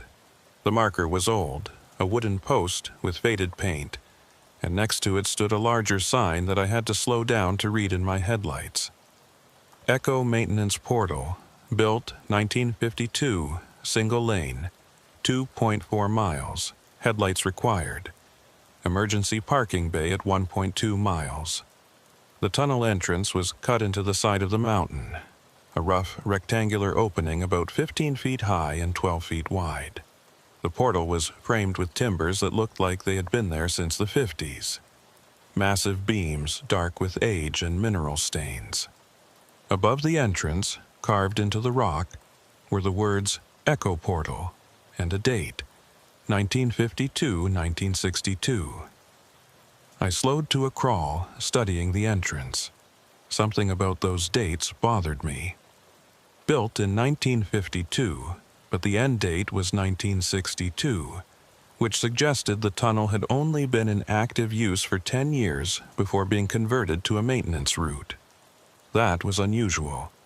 Most tunnels built in that era were designed for decades of heavy use, not a short 10-year lifespan. The pavement leading into the tunnel was in better condition than I expected. Fresh asphalt, relatively new, with clear lane markings and reflectors embedded in the surface. But the walls inside were rough stone, unfinished, with water seeping from cracks and forming icicles that hung like teeth from the ceiling. My headlights showed about 100 feet of passage before the tunnel curved slightly to the right and disappeared into darkness.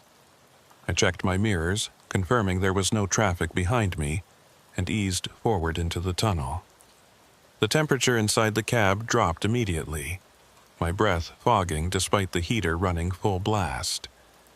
The engine sound changed too, becoming muffled and strange, like I was driving through a space much larger than the visible dimensions suggested.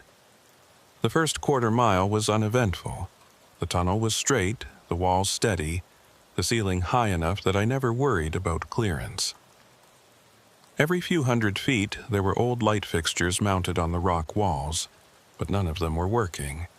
My headlights and running lights provided the only illumination, creating a moving bubble of visibility that showed maybe 50 yards ahead and left everything beyond in absolute darkness. At what I estimated was the halfway point, I saw the emergency parking bay. It was carved into the right wall, a rectangular alcove about 30 feet deep and 20 feet wide, with enough room for a truck to pull completely off the roadway. The bay was empty, except for some old equipment, rusty tools and cable spools that looked like they had been abandoned decades ago. A metal door was set into the back wall of the bay, with a sign that said Maintenance Access, Authorized Personnel Only. I was past the bay and starting to think about the exit when I noticed the footprints. They were in the thin layer of dust and grit on the tunnel floor, clearly visible in my headlights. Boot prints, fresh enough that the edges were still sharp and distinct. The prints started near the maintenance bay and ran alongside my lane, heading in the same direction I was traveling, toward the tunnel exit. That did not make sense. The detour had only been opened tonight because of the avalanche closure. There should not be anyone on foot in this tunnel, especially not maintenance workers walking the roadway in the dark. I slowed down, watching the footprints, and I noticed they were spaced wrong. The stride was too long, covering maybe 4 or 5 feet per step, which was beyond normal human gait even for someone tall. The CB radio came to life with that same static, broken voice. If you see footprints, do not follow them. Do not stop to investigate. Proceed directly to exit. The transmission cut out again, but the message was clear enough. I was not the first driver to notice the footprints. and whoever was monitoring this route knew they were there. I kept my speed steady at 25 miles per hour, watching the prints continue alongside my lane, never deviating, never stopping. At mile 18, according to my trip odometer, the footprints turned toward the left wall and disappeared into a crack in the rock. The crack was narrow, maybe 2 feet wide, but it extended up beyond the reach of my headlights, creating a vertical fissure that seemed to go deep into the mountain. As I drove past, I could feel cold air flowing out of that crack, air that was far colder than the already freezing temperature inside the tunnel. The tunnel began to curve more sharply, bending to the left in a long arc. The walls closed in slightly and the ceiling lowered until I could see the rock surface just a few feet above my trailer. Water was dripping from somewhere overhead, steady cold drops that hit my windshield and left mineral stains when they dried. At mile 2.0, I saw the first anomaly. There was heat shimmer in the air ahead, the kind of distortion you see over hot pavement in summer. But the temperature in the tunnel was well below freezing, far too cold for any kind of natural heat shimmer. The distortion rippled and moved, flowing across the roadway like water, and my headlights seemed to bend around it, creating strange shadows on the tunnel walls. I slowed even more, down to 15 miles per hour, trying to understand what I was seeing. The shimmer was localized to a section about 20 feet long, hovering maybe 6 feet off the ground. As I got closer, I could see that it was not just visual distortion. The air itself looked different there, thicker somehow, like I was approaching a curtain of dense fog even though there was no visible moisture. The CB radio crackled, and this time the voice was clearer, though still edged with static. "Harlan Yates, this is Dirk Salvatierra with Tunnel Maintenance. You're approaching a thermal anomaly at mile 2. Do not stop. Do not turn off your engine. Maintain steady speed and proceed through the affected area. The anomaly will not harm your vehicle, but any disruption in your forward momentum may cause complications. Acknowledge." I grabbed the handset. "This is Yates. Acknowledged. What kind of complications are we talking about?" No response, just static and that underlying hum that seemed to resonate through the entire mountain. I was 10 feet from the shimmer when my instruments went haywire. The speedometer needle spun clockwise, then counterclockwise, then settled on a reading of 85 miles per hour, even though I was barely moving. The fuel gauge dropped to empty, then jumped to full, then started oscillating between the two. The temperature gauge climbed into the red zone, suggesting the engine was overheating, but I could hear the diesel running normally, felt no loss of power or unusual vibration. I entered the shimmer, and for a moment everything went wrong. The steering wheel turned ice cold under my hands, cold enough that I felt my skin sticking to the plastic. The windshield fogged over instantly, completely opaque, leaving me driving blind. The engine sound changed pitch, rising to a high whine that hurt my ears, and I felt the truck lurch sideways like something had shoved it from the side, even though I had not touched the wheel. Then I was through. The shimmer was behind me in my mirrors, still rippling and flowing across the roadway. My instruments returned to normal readings.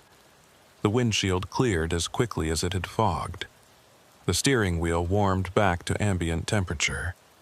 But I was shaking, my heart pounding, and I could taste copper in my mouth like I had bitten my tongue. The tunnel exit appeared ahead, a circle of black night visible beyond the rough stone portal. I accelerated toward it, eager to be out of this mountain and back on normal highway. But as I approached the exit, I saw something that made me hit the brakes. There was a truck parked just outside the tunnel mouth, pulled off to the right on what looked like a gravel shoulder. The truck was a maintenance vehicle, an older model flatbed with equipment racks and a crew cab. Its lights were on, and someone was standing in the headlight beams, waving at me. As I got closer, I could see it was a man in a highway department uniform, Heavy winter coat with reflective striping, hard hat, work gloves. I rolled down my window as I pulled alongside him, the cold night air rushing in. The man walked up to my door, and I got my first clear look at his face. He was maybe 40, weathered from years of outdoor work, with a thick beard and eyes that reflected my running lights with an odd greenish cast. "Harlan Yates," he said, his breath steaming in the frigid air. "I'm Dirk Salvatierra, tunnel maintenance supervisor. We need to talk about what you just drove through." I nodded, still trying to shake off the disorientation from the thermal anomaly. "That shimmer back there, what was it?" Dirk looked back at the tunnel entrance, and something in his expression made my chest tighten. "That's the problem," he said. "According to our instruments, there shouldn't be anyone in the tunnel right now. Our sensors show the portal is empty. No vehicles, no heat signatures, nothing. But I've been monitoring the radio traffic and I heard your transmissions. So, either our sensors are malfunctioning, or you're driving through something that our equipment can't detect." I felt a chill that had nothing to do with the temperature. "What do you mean, can't detect? I just drove 2.5 miles through your tunnel." Dirk pulled a tablet from his coat pocket and held it up so I could see the screen.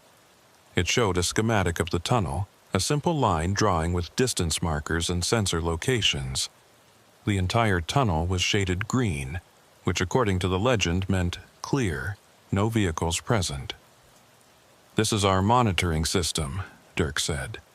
"It uses thermal imaging, motion sensors, and pressure plates embedded in the roadway. Nothing gets through Echo Portal without us knowing about it. But right now, at this exact moment, the system says the tunnel is empty and has been empty since we opened it for the detour 3 hours ago." I looked at the tunnel entrance behind me, then back at Dirk. "That's impossible. I just came from Grand Junction. I followed your detour signs. I drove through that tunnel and I saw footprints and that heat shimmer and my instruments went crazy and—" "I believe you," Dirk interrupted. "That's why I'm here. Because this isn't the first time this has happened. And I need to ask you some questions before you drive away. Because once you leave this location, things get complicated." He walked around to my passenger side and climbed up into the cab without waiting for an invitation. As he settled into the seat, I noticed that his highway department uniform looked wrong somehow.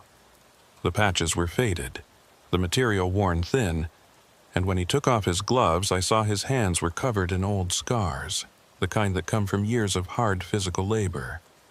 "How long have you been working maintenance on this tunnel?" I asked. Dirk looked at me for a long moment before answering. 10 years, he said.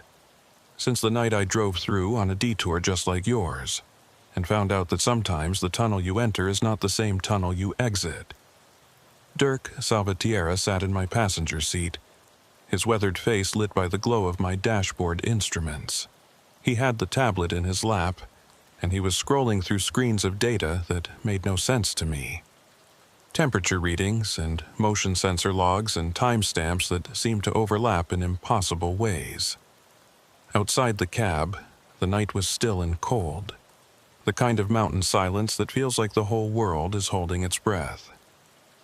10 years, I said, repeating his words back to him. "You've been working maintenance here for 10 years because you drove through on a detour." Dirk nodded without looking up from the tablet. February 18th, 2015. I was hauling lumber from Glenwood Springs to Buena Vista. Same setup as you, avalanche closure on 91, detour through Echo Portal. I came out the other side and found a maintenance supervisor waiting for me, just like I'm waiting for you now. His name was Jude Kitteridge. He told me the same thing I'm about to tell you, that I had driven through something that shouldn't exist, and that from now on, I was part of the maintenance crew whether I wanted to be or not. I felt my hands tighten on the steering wheel. That's insane. You can't just conscript someone into working a tunnel because they drove through it.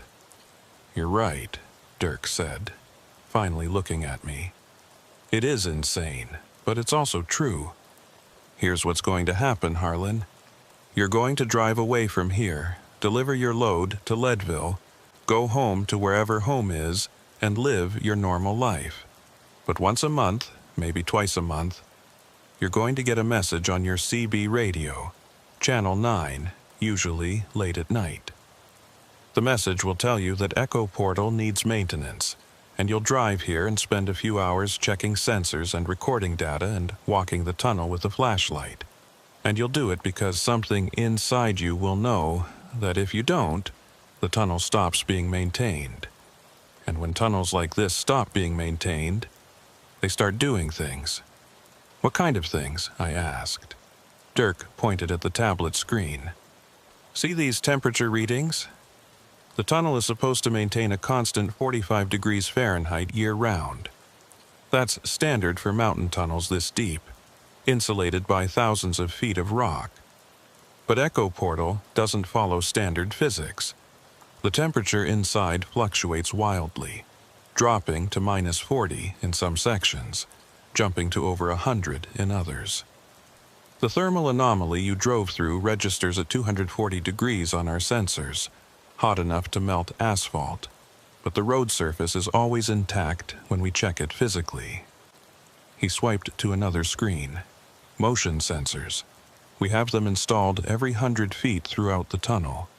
They're supposed to track vehicles, measure traffic flow, alert us to any stopped vehicles or pedestrians, but they pick up movement even when the tunnel is supposedly empty. Footsteps, usually. Always the same pattern. Starting at the maintenance bay, walking toward the exit. Stride length of 4 to 5 feet. We've recorded this pattern over 3,000 times in the past 10 years. Who's walking? I asked, though I was not sure I wanted to know the answer. That's the question, Dirk said. Jude thought they were residual echoes, fragments of people who had been in the tunnel back when it was in active use. 1952 to 1962, those were the operational years. Highway Department records show that Echo Portal was built as a shortcut for mining traffic, but it was closed after only a decade because of, quote, structural concerns and anomalous maintenance requirements. Reading between the lines, the tunnel started exhibiting the same weird properties back then that it shows now, and rather than try to fix it, they just closed it and built a longer route around the mountain. But it's open now, I said. You're using it as a detour route. Only when necessary, Dirk said, and only because someone needs to monitor it. The tunnel can't be sealed permanently. They tried that in 1963, poured a concrete wall across both portals. Within 6 months, the walls had massive cracks, and the thermal readings from inside were going haywire. They finally removed the barriers in 1965 and established the maintenance protocol. 1 truck per month minimum has to transit the tunnel to keep it stable. If it goes too long without traffic, the anomalies get worse. The footprints multiply, the heat signatures show up in more locations, and eventually, the things that make the footprints start appearing in other tunnels, other roads, spreading out from Echo Portal like an infection. I was silent for a long moment, processing what he was telling me. It sounded like the plot of a bad horror movie. Except I had just driven through that tunnel, felt my instruments go crazy, seen the footprints with my own eyes. I could not dismiss it as fantasy when the evidence was still fresh in my memory. "Show me the maintenance logs," I said. "If this has been going on since the 60s, there must be records." Dirk hesitated, then nodded. He tapped the tablet screen several times, bringing up a document that looked like it had been scanned from old paper records. The header read, Echo Portal Maintenance Log, Department of Highways Restricted Access. The first entry was dated March 3, 1965, written in careful handwriting that had been preserved through the digital scanning. Removed concrete barriers from both portals as per directive. Tunnel interior shows signs of thermal damage despite ambient temperature remaining constant at 43 degrees. Found footprints and dust on roadway, origin unknown. Recommend establishing monitoring protocol. I scrolled through more entries, watching the dates advance through the 60s and 70s. The handwriting changed as different maintenance supervisors took over, but the reports were consistent. Monthly inspections, temperature anomalies, unexplained footprints, occasional equipment malfunctions, and always, at the end of each report, a note about the number of transits that month. 2 trucks through this month. Anomalies within acceptable range. No traffic for 6 weeks. Temperature fluctuations increasing. Recommend scheduling transit soon. The entries from the 80s were more detailed, as if the maintenance supervisors were starting to understand what they were dealing with. The tunnel requires regular traffic to remain stable. Current theory. The construction process in 1952 intersected with some kind of natural geological formation, possibly a cave system or geothermal feature that creates the observed anomalies. Regular vehicle traffic appears to disrupt or dampen these effects. Without traffic, the formation becomes more active. But it was the entries from the 90s that made my skin crawl. The handwriting changed again, becoming rushed and less careful, and the tone of the reports shifted from scientific observation to something more desperate.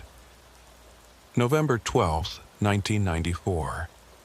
No traffic through portal for 3 months due to road construction on access routes. Temperature readings show sustained periods above boiling point in multiple locations. Motion sensors recording continuous movement. Multiple entities. Stride patterns inconsistent with human gait. Maintenance crew refuses to enter tunnel without armed escort. Strongly recommend emergency transit to stabilize conditions. November 18, 1994. Emergency transit completed. Single tanker truck, driver name withheld per privacy regulations. Driver reported no unusual observations during transit, but post-transit interview revealed memory gaps and confusion about elapsed time. Tunnel sensors show temperature normalization within 24 hours of transit. Footprint patterns reduced to baseline levels. Crisis averted, but long-term solution needed. December 2, 1994. Meeting with State Transportation Department regarding Echo Portal status. Proposal to permanently close tunnel rejected due to concerns about anomaly spread. New protocol established. Minimum 2 transits per month. Drivers to be recruited from existing commercial traffic using detour signs. Volunteer basis preferred, but conscription authorized if necessary to maintain safety. I looked up from the tablet, meeting Dirk's eyes. Conscription. They actually wrote that in an official document. They had to, Dirk said. After 994, they realized that letting the tunnel go dormant was worse than keeping it active. But they couldn't just open it to regular traffic, couldn't put it on maps or GPS systems, because too many people would use it, and eventually someone would be inside during one of the worst anomalies. So they created the detour system. Fake avalanche closures, temporary road construction, any excuse to route a single truck through at controlled times.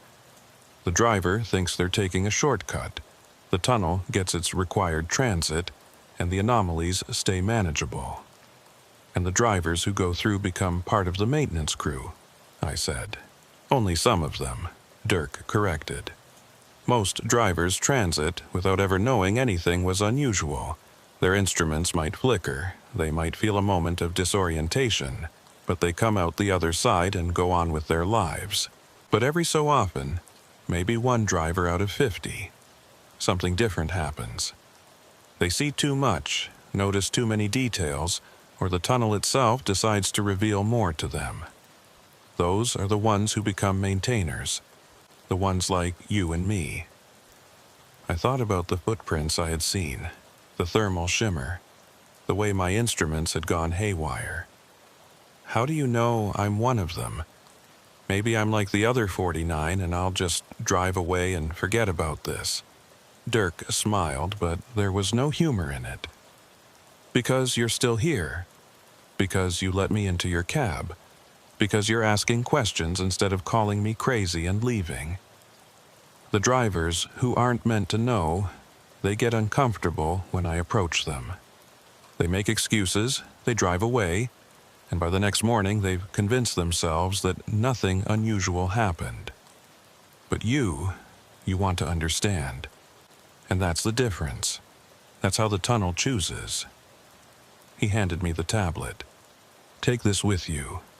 All the maintenance logs are on here, along with the sensor access codes and the contact information for the other maintainers. There are 6 of us currently active, though Jude Kitteridge hasn't responded to calls in over a year, so maybe 5. We coordinate the scheduled transits, monitor the anomaly levels, and go in for physical inspections when the sensors show something that needs attention.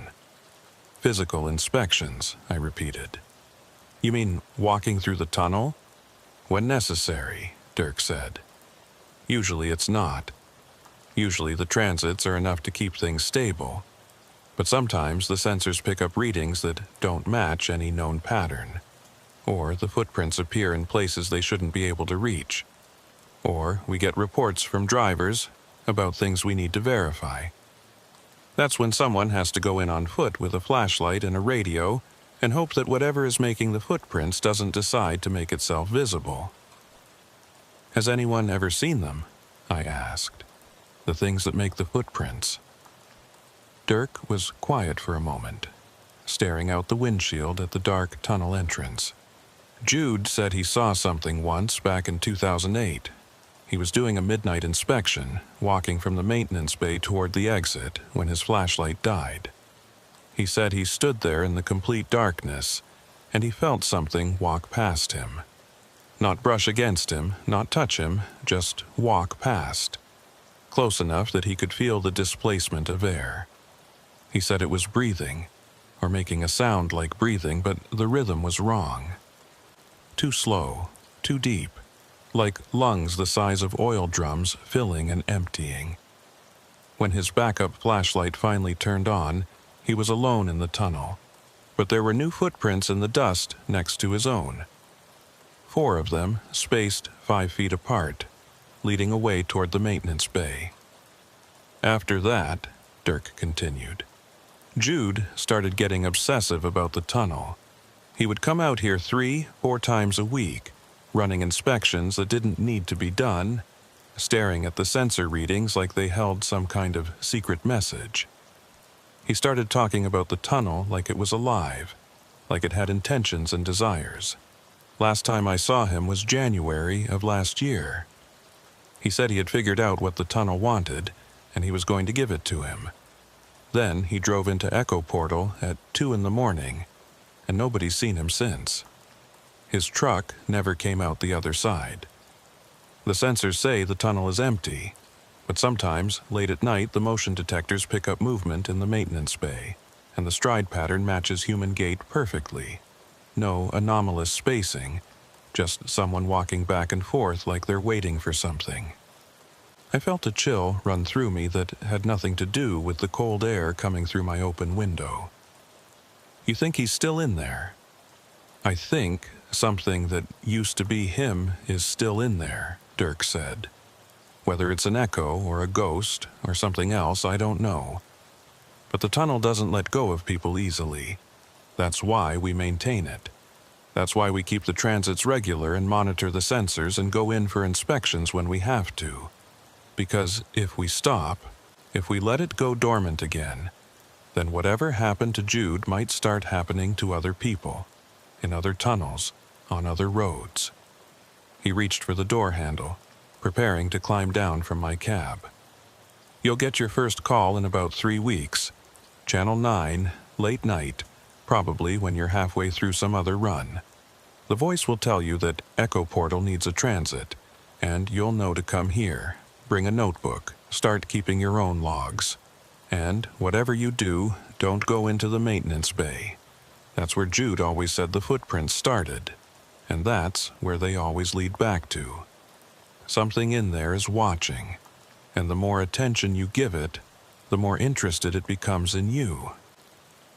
Dirk climbed down from the cab and closed the door. Through my window, he gave me a small wave, then walked back to his maintenance truck.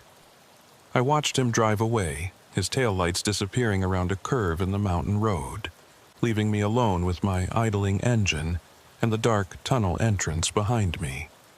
I looked at the tablet he had left on my passenger seat. The screen was still showing the maintenance logs, and I scrolled through a few more entries, reading reports from the 2000s and 2010s. The tone had changed again in recent years, becoming more clinical, more resigned. These were people who had accepted that they were maintaining something they did not understand, following protocols that might not even be working, but doing it anyway because the alternative was worse. The last entry was dated 3 days ago, written by Dirk. Regular transit completed. Temperature readings normal. Motion sensors show baseline activity. Footprint pattern observed in maintenance bay, consistent with previous observations. No visual contact. Tunnel remains stable for now. Next scheduled transit in 4 weeks, unless anomaly levels increase. Current maintainer roster: Salvatierra, Yates, Brennan, Ortega, Pacheco. Kittredge status unknown. My name was already in the log. I had become part of the maintenance crew the moment I drove through Echo Portal, whether I wanted to be or not. I put the truck in gear and started driving toward Leadville, leaving the tunnel behind me.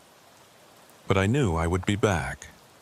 In 3 weeks or 3 months, whenever the call came through on Channel 9, I would return to this mountain, drive through that dark passage, and add my own observations to the logs that stretched back 60 years. Because Dirk was right. The tunnel chose its maintainers, and once chosen, there was no walking away. In my rearview mirror, I could still see the tunnel entrance, a black rectangle cut into the mountainside. And as I watched, I saw a light appear inside the tunnel, a faint glow moving through the passage like someone walking with a flashlight. But I knew the tunnel was empty. The sensors said so. Dirk had confirmed it. There was no one inside Echo Portal. No one human, anyway. The light moved steadily toward the exit, and I accelerated, putting distance between myself and whatever was emerging from the mountain. I did not look back again until I was 5 miles down the road, and by then, the tunnel was out of sight, hidden by the curve of the mountain and the darkness of the Colorado night. But I could still feel it back there, breathing in its slow, impossible rhythm, waiting for the next transit, waiting for the next maintainer to accept their role in keeping it stable. And I knew that 3 weeks from now, when my CB radio crackled to life on Channel 9, I would turn my truck around and drive back to Echo Portal, because that is what maintainers do. We keep the tunnel breathing. We keep the footprints contained. And we pray that whatever makes them never decides to walk out into the world beyond the mountain. 3 weeks and 2 days after my first transit through Echo Portal, the call came exactly as Dirk had predicted. I was hauling refrigerated goods from Denver to Durango, halfway through the run, approaching midnight on a clear, cold night. The CB radio crackled on Channel 9, and a voice I did not recognize said simply, "Echo Portal requires maintenance. Respond if you can transit within 6 hours." I keyed the handset. "This is Harlan Yates. I can be there by 4 a.m. "Acknowledged," the voice said. "Temperature readings are elevated in Sector 3. Motion sensors showing increased activity. Standard inspection protocol. Dirk Salvatierra will meet you at the North Portal." I changed course at the next junction, leaving my scheduled route and heading northwest into the mountains. My dispatcher would be unhappy about the delay, but I had already established a pattern over the past 3 weeks of occasionally taking longer routes or making unexplained stops. I told him I was dealing with recurring electrical problems that required frequent maintenance checks. It was not entirely a lie. The tablet Dirk had given me was integrated with my truck's systems now, monitoring the tunnel's sensors even when I was hundreds of miles away. And sometimes it would trigger alerts that made my dashboard lights flicker in patterns that matched the anomaly readings from Echo Portal. I reached the tunnel access road at 3:45 a.m. The temperature had dropped to 15 below zero, and the stars were so bright they looked like ice crystals frozen in the black sky. Dirk's maintenance truck was already parked at the north portal, its lights off, and I could see him standing outside the tunnel entrance, illuminated by my headlights as I pulled up. I climbed down from my cab, the cold hitting me like a physical blow. Dirk handed me a heavy parka with highway department patches and a hard hat with a mounted LED lamp. "Sector 3 is the maintenance bay area," he said, without preamble. Temperature readings spiked to 180 degrees about 2 hours ago, then dropped back to normal. But the motion sensors are showing continuous activity, and there's a new footprint pattern we haven't seen before. Smaller prints, human-sized, starting from the maintenance access door and leading into the main tunnel. "You said not to go into the maintenance bay," I reminded him. "I said not to go in alone and not to give it too much attention," Dirk corrected. "But if something is coming out of the bay and walking into the tunnel, we need to document it. That's new behavior, and new behavior means the tunnel is changing. We go in together, we stay on the main roadway, and we don't open any doors. Understood?" I nodded, pulling on the parka and adjusting the hard hat. Dirk handed me a radio clipped to a shoulder harness, a digital camera, and a clipboard with blank inspection forms. "Standard protocol," he said. "We walk in, document what we see, take temperature readings at marked intervals, and walk out. The whole inspection should take 90 minutes, maybe 2 hours. We don't stop except to record data. We don't investigate anything that looks unusual unless it's directly blocking the roadway. And if either of us says we need to leave, we leave immediately, no questions asked." He picked up his own equipment. A larger pack with monitoring gear and a heavy-duty flashlight that could double as a weapon. "One more thing," he said, looking me directly in the eyes. "If you see Jude Kitteridge in there, do not approach him. Do not speak to him. Do not acknowledge his presence.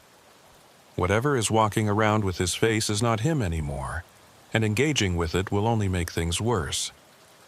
We entered the tunnel side by side, our headlamps cutting through the darkness. The temperature dropped another 10 degrees once we were past the portal, and I could see ice forming on the tunnel walls, crystalline patterns that caught our lights and reflected them in strange angles. Our footsteps echoed, but the echoes were wrong, coming back too quickly from some directions and too slowly from others, like the tunnel's geometry did not match its visible dimensions. The first quarter mile was quiet. We stopped every 100 yards to check temperature sensors embedded in the walls, comparing the digital readings on Dirk's tablet with the mechanical backup thermometers mounted in protective housings. The readings matched, showing a steady 43 degrees Fahrenheit, exactly what the tunnel should maintain. But I could feel the cold more intensely than those numbers suggested, a bone-deep chill that made my joints ache. At the half-mile mark, we found the first anomaly. One of the motion sensors had been torn from the wall, leaving behind twisted mounting bolts and a spray pattern of what looked like rust stains on the concrete. But when Dirk examined the stains more closely with his flashlight, he shook his head. "Not rust," he said. "Mineral deposits, something with high iron content, probably from deep groundwater. But the sensor was just inspected 2 weeks ago, and it was intact then." He took photographs from multiple angles while I documented the damage on my inspection form. The sensor itself was nowhere to be seen, and there were no drag marks or debris suggesting it had been carried away. It was simply gone, ripped from the wall by something strong enough to shear through steel bolts. We continued deeper. At 3/4 of a mile, we reached the thermal anomaly zone where my instruments had gone haywire during my first tertius transit. This time, on foot, the effect was different. The air shimmered and rippled, but I could walk through it without the disorientation I had felt in my truck. Instead, I experienced a sensation of movement, like the air itself was flowing past me in currents that had nothing to do with ventilation or wind. Dirk's tablet showed temperature readings of 240 degrees in the center of the affected area, but I felt no heat, just that sense of invisible currents pulling at my clothes and making the hairs on my neck stand up. "It's getting stronger," Dirk muttered, recording the readings. "Last month, this zone was 50 yards long. Now it's closer to 80 yards, and the temperature peak is higher. Whatever geological formation is causing this, it's becoming more active." At mile 1-2, we reached the maintenance bay. The alcove was exactly as I remembered it from my first transit. A rectangular cutout in the tunnel wall with old equipment scattered around, and the metal access door set into the back wall. But now there was something new. The door was open, just a crack, maybe 6 inches, and pale light was leaking through the gap. Not electric light, not the warm glow of work lamps, but something cold and greenish like bioluminescence or foxfire. Dirk stopped at the edge of the bay, holding up a hand to keep me from advancing further. He pulled out his tablet and checked the sensor readings. "Motion detector shows activity inside the access corridor," he said quietly. "Something moving, consistent pattern, back and forth like pacing. But the thermal imaging shows nothing. No heat signature, no body temperature, just ambient stone temperature of 48 degrees. How can something be moving without producing heat?" I asked. "It can't," Dirk said. "Not if it's alive in any conventional sense. But the footprints are there, look." He pointed his flashlight at the floor of the bay, and I saw them clearly. Boot prints in the dust, fresh enough that the edges were sharp, leading from the access door out onto the main roadway. The prints were smaller than the anomalous ones I had seen during my first transit. These were normal-sized, maybe a man's size 10 or 11. And they led directly out of the bay, crossed the roadway, and stopped at the opposite wall, where they simply ended as if the person making them had walked directly into solid stone. Dirk took photographs while I measured the prints and recorded their dimensions. The tread pattern was distinctive, a work boot with a grid pattern that looked like it belonged to heavy-duty hiking or construction footwear. I had seen that pattern before, though I could not immediately place where. "We need to check the access corridor," Dirk said, though I could hear the reluctance in his voice. "New protocol. If there's evidence of movement inside the maintenance areas, we document it. We don't have to go in deep, just far enough to see what's beyond the door." He approached the metal door slowly, keeping his flashlight trained on the gap. I followed, my heart pounding, every instinct telling me this was a bad idea. The greenish light from inside pulsed slightly, brightening and dimming in a rhythm that might have been random or might have been deliberate. As we got closer, I could hear sound from beyond the door. Not footsteps, not voices, but a low vibration, almost subsonic, that I felt in my chest more than heard with my ears. Dirk reached the door and carefully pulled it wider, revealing the corridor beyond. It was rough stone, unfinished, with timber supports that looked like they dated back to the original construction in 1952. The corridor extended about 30 feet before opening into a larger space, and the greenish light was coming from that larger space, pulsing and shifting. The vibration grew stronger as the door opened, and I realized it matched the rhythm I had felt during my first transit. The same pulse as the thermal anomaly, the same breathing rhythm that Dirk said Jude had heard in the darkness. The footprints continued into the corridor, and now I could see that there were multiple sets, overlapping, as if several people had been walking back and forth. Some of the prints were older, nearly faded, while others looked like they had been made minutes ago. And at the far end of the corridor, silhouetted against the greenish light, I saw a figure standing motionless. The figure was man-shaped, wearing what looked like a maintenance uniform similar to the one Dirk wore. But something was wrong with the proportions. The arms were too long, hanging below the knees, and the head was tilted at an angle that suggested the neck was broken or the skull was deformed.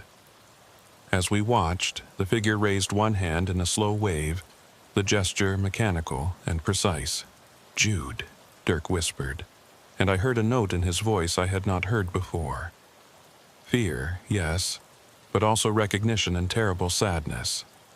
The figure in the corridor began walking toward us, its gait wrong, legs moving in that too long stride I'd seen in the footprint patterns during my first transit.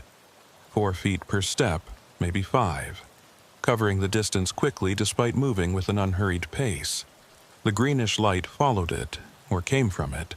I could not tell which, pulsing brighter with each footfall. Dirk grabbed my arm and pulled me back from the door. "Close it," he said urgently. "Close it now, and we leave. Standard protocol, no engagement. We document and exit." I helped him push the metal door shut, and we heard the click of the latch engaging. But through the door, I could hear footsteps continuing, approaching the threshold, then stopping. The vibration intensified, making the door rattle in its frame, and for a moment I thought whatever was on the other side would simply push through. But then the vibration stopped, the footsteps retreated, and we were left in silence broken only by our own harsh breathing. Dirk was already walking quickly back toward the tunnel entrance, his flashlight beam bouncing erratically as he moved. I followed, checking over my shoulder every few seconds, expecting to see the maintenance bay door burst open, expecting to see that wrongly proportioned figure emerge and follow us. But the door remained closed, and the greenish light gradually faded from the gap underneath it. We made it to the 3/4-mile mark before Dirk stopped and turned to face me. His face was pale under his hard hat, and his hands were shaking slightly as he pulled out his tablet to record our observations. "That was him," he said. "That was Jude, or something wearing Jude. The build was right, the uniform was right. Even the way he waved was right. That's exactly how Jude used to acknowledge people when he saw them from a distance. But the proportions were wrong," I said. "The arms, the stride length. The tunnel changed him," Dirk said. "Or made a copy that's not quite accurate. Or something else is using his appearance. I don't know which is worse." He finished entering data into the tablet and looked back toward the maintenance bay, though we could no longer see it from our position. "This changes everything. Jude isn't just missing. He's inside the access corridors, and he's moving between the maintenance areas and the main tunnel. If he starts appearing during regular transits, if drivers see him, the whole system falls apart." "What do we do?" I asked. "We finish the inspection," Dirk said. "We document everything according to protocol, and then we call an emergency meeting with the other maintainers, because this is beyond standard maintenance now. This is containment." We continued toward the exit, moving faster now, our earlier caution replaced by urgency. The tunnel felt different on the return walk, the walls seeming closer, the ceiling lower, the darkness more aggressive in pushing back against our lights. Every shadow might have hidden a figure, every echo might have been footsteps following us, and I found myself walking faster and faster until we were almost jogging by the time we reached the final 100 yards. The exit appeared ahead, that blessed circle of gray, pre-dawn light, and I felt a surge of relief so intense it was almost painful. We emerged into the cold mountain air, and I gulped it down, realizing I'd been breathing shallowly throughout the entire inspection, as if some part of me had been afraid to draw the tunnel's air too deeply into my lungs. Dirk immediately pulled out his phone and made a call, speaking in quick, urgent sentences to whoever answered. I could only hear his side of the conversation, but the words I caught were enough. Active mischievous manifestation, access corridor, visual confirmation, need meeting within 24 hours. While he talked, I walked to my truck and climbed into the cab, needing the familiar space, the normal surfaces, the reliable instruments. I pulled out the tablet and reviewed the data we had collected. Temperature spikes, motion sensor damage, footprint measurements, photographic evidence. It all looked official and scientific in the neat digital forms, but it did nothing to capture the reality of what we had seen, the wrongness of that figure in the corridor, the feeling of being watched by something that wore a human shape but had forgotten or never known how to properly inhabit it. Dirk finished his call and walked over to my truck. Meeting is set for tomorrow night, 9 p.m. at the Flying J in Frisco. All active maintainers will be there. We're going to review the protocols and decide if Echo Portal needs to be shut down permanently. Consequences be damned. Can it be shut down? I asked. I thought you said that made things worse. It does, Dirk admitted. But having Jude or whatever he's become walking around in there might be worse. We need to discuss options, figure out if there's a way to contain the access corridors without sealing the main tunnel. Maybe welding the maintenance doors shut. Maybe filling the corridors with concrete, I don't know. But we can't leave things as they are. He looked back at the tunnel entrance one more time. And in the growing light of dawn, I could see how exhausted he looked. How the years of maintenance had worn him down. 10 years I've been doing this, he said. 10 years of monitoring and inspecting and keeping this thing stable. And now I'm wondering if we've been making a mistake the whole time. Maybe the tunnel was supposed to be sealed in 1963. Maybe we've been feeding it by keeping it active, giving it the energy it needs to grow and change and create things like what we saw in that corridor. You think the transits make it stronger? I asked. I think the tunnel needs something from us, Dirk said. I just don't know what. Traffic, attention, maintenance, maybe all of those things. And I think it's been slowly getting what it needs for 60 years, and now it's strong enough to start keeping people. First Jude, but who's next? How many more transits before another maintainer goes missing? How many before it reaches out beyond the mountain and starts affecting other tunnels, other roads? He walked back to his maintenance truck without another word, climbed in, and drove away, leaving me alone with the tunnel entrance and the morning light slowly painting the mountain peaks. I sat in my cab for a long time, staring at that dark opening in the rock, thinking about what I had seen in the access corridor. The figure had waved at us, a simple gesture, friendly almost, if you ignored the wrong proportions and the impossible stride. But I kept thinking about that wave, about how precise it was, how deliberate. It was not a threat, it was not a warning, it was an invitation.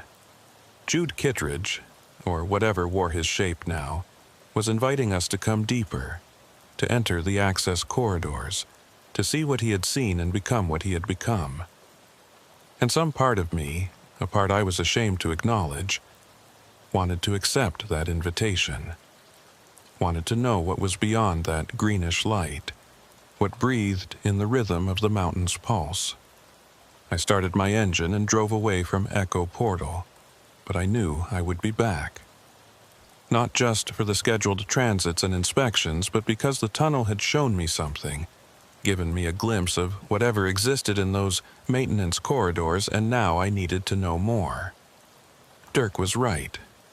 We might have been feeding the tunnel all these years, but the tunnel had been feeding something to us as well. Small pieces of knowledge, tiny revelations, hints of a truth that existed beneath the mountain. And once you started consuming that truth, once you took even the smallest bite, you could never stop being hungry for more. The meeting at the Flying J in Frisco brought together 5 maintainers, though Dirk had said there should be 6. We sat in a back corner booth at 9 p.m., far from the other truckers and travelers, our faces lit by the harsh fluorescent lights overhead. Dirk made introductions quickly. There was myself, newest to the crew. Brennan, a woman in her 50s who had been maintaining Echo Portal for 7 years after winter transit gone wrong. Ortega, a younger guy maybe 30 years old, 3 years of maintenance work, still visibly nervous about the whole situation. And Pacheco, the oldest of us, pushing 70, who had been recruited back in 98. 98, shh, and had seen more anomalies than the rest of us combined. Jude Kitteridge's seat remained empty, a 6th coffee cup sitting untouched in front of the vacant space. Dirk laid out the situation with brutal efficiency. The inspection findings, the open maintenance door, the figure in the access corridor, the visual confirmation that matched Jude's appearance but with those wrong proportions. He showed the photographs on his tablet, and I watched the others' reactions. Brennan's face went pale. Ortega actually pushed back from the table, hands shaking. Only Pacheco seemed unsurprised, nodding slowly as if this was something he had been expecting. "We knew this would happen eventually," Pacheco said when Dirk finished. His voice was rough, weathered by decades of mountain driving. Jude was getting too close. He spent too much time in the tunnel, paid too much attention to the patterns, started treating it like something he could understand instead of something he should respect and avoid. The tunnel took him because he invited it to. "What do you mean, invited it?" I asked. Pacheco leaned back in the booth, his coffee untouched. "The tunnel operates on attention. The more you focus on it, the more you try to understand it, the more it reveals itself to you. That's how it recruits maintainers in the first place. Most drivers pass through and forget. But some of us notice too much, ask too many questions, and then we're hooked. We become part of the maintenance crew because we can't let it go." Jude took that further than anyone should. He started keeping his own logs, separate from the official records. He would go into the tunnel during off hours, sometimes spending 12 hours straight walking the passages, taking readings, mapping the access corridors. "I didn't know there were multiple access corridors," Brennan said. "There are at least 7 that we know of," Pacheco replied. "One at the maintenance bay, which is the only one we monitor regularly. But there are others at various points throughout the tunnel, hidden behind panels or concealed in shadow alcoves." Jude found them over the years, marked them in his private logs. He believed they formed a network, a system of passages that extended deep into the mountain, possibly connecting to natural cave formations or old mining shafts from before the tunnel was built. Dirk was staring at Pacheco with an expression I could not quite read. "You knew about this. About Jude's private investigation. Why didn't you report it?" "Because I understood what he was doing," Pacheco said. "Same thing all of us are doing, just more intensive. Trying to figure out what we're maintaining, what we're feeding with our transits and inspections. The official logs treat Echo Portal like a standard infrastructure problem, temperature anomalies and sensor malfunctions. But you've all felt it. You know there's something else going on, something the reports don't capture." He pulled out a worn notebook from his jacket pocket and laid it on the table. The cover was stained and dog-eared, filled with handwritten notes and sketches. "Jude gave me this 3 months before he disappeared. Said it was his backup copy, in case something happened to him. He made me promise I would only share it if he didn't come back, and that I would make sure whoever read it understood the risks of knowing too much." Dirk reached for the notebook, but Pacheco held it back. "Before you look at this, you need to understand something. The tunnel is not a passive thing. It's not just a geological formation that happens to produce weird readings. It responds to observation. The more we study it, the more we try to document and understand it, the more active it becomes." Jude's theory was that the tunnel is some kind of interface, a place where our reality intersects with something else, and our attention is what powers that intersection. Every transit, every inspection, every moment of focused observation feeds energy into the interface and makes it stronger. "That's insane," Ortega said, but his voice lacked conviction. "Is it?" Pacheco asked. "Think about the pattern. The tunnel was built in 1952, probably intersecting with something that was already there, some natural formation. For 10 years it operated normally, or close to normal. Then the anomalies started, and by 1962 they had to close it. They tried sealing it in 1963, and what happened? The anomalies got worse, spreading beyond the tunnel boundaries. So they opened it back up and established the maintenance protocol. Regular transits, minimal but consistent traffic, just enough attention to keep things stable but not so much that it grows out of control. And for 60 years that worked, until Jude decided to really pay attention, to study the tunnel seriously, and now look what's happened." He pushed the notebook across the table to Dirk. "His last entries are in there. The ones he wrote just before he went in that final time.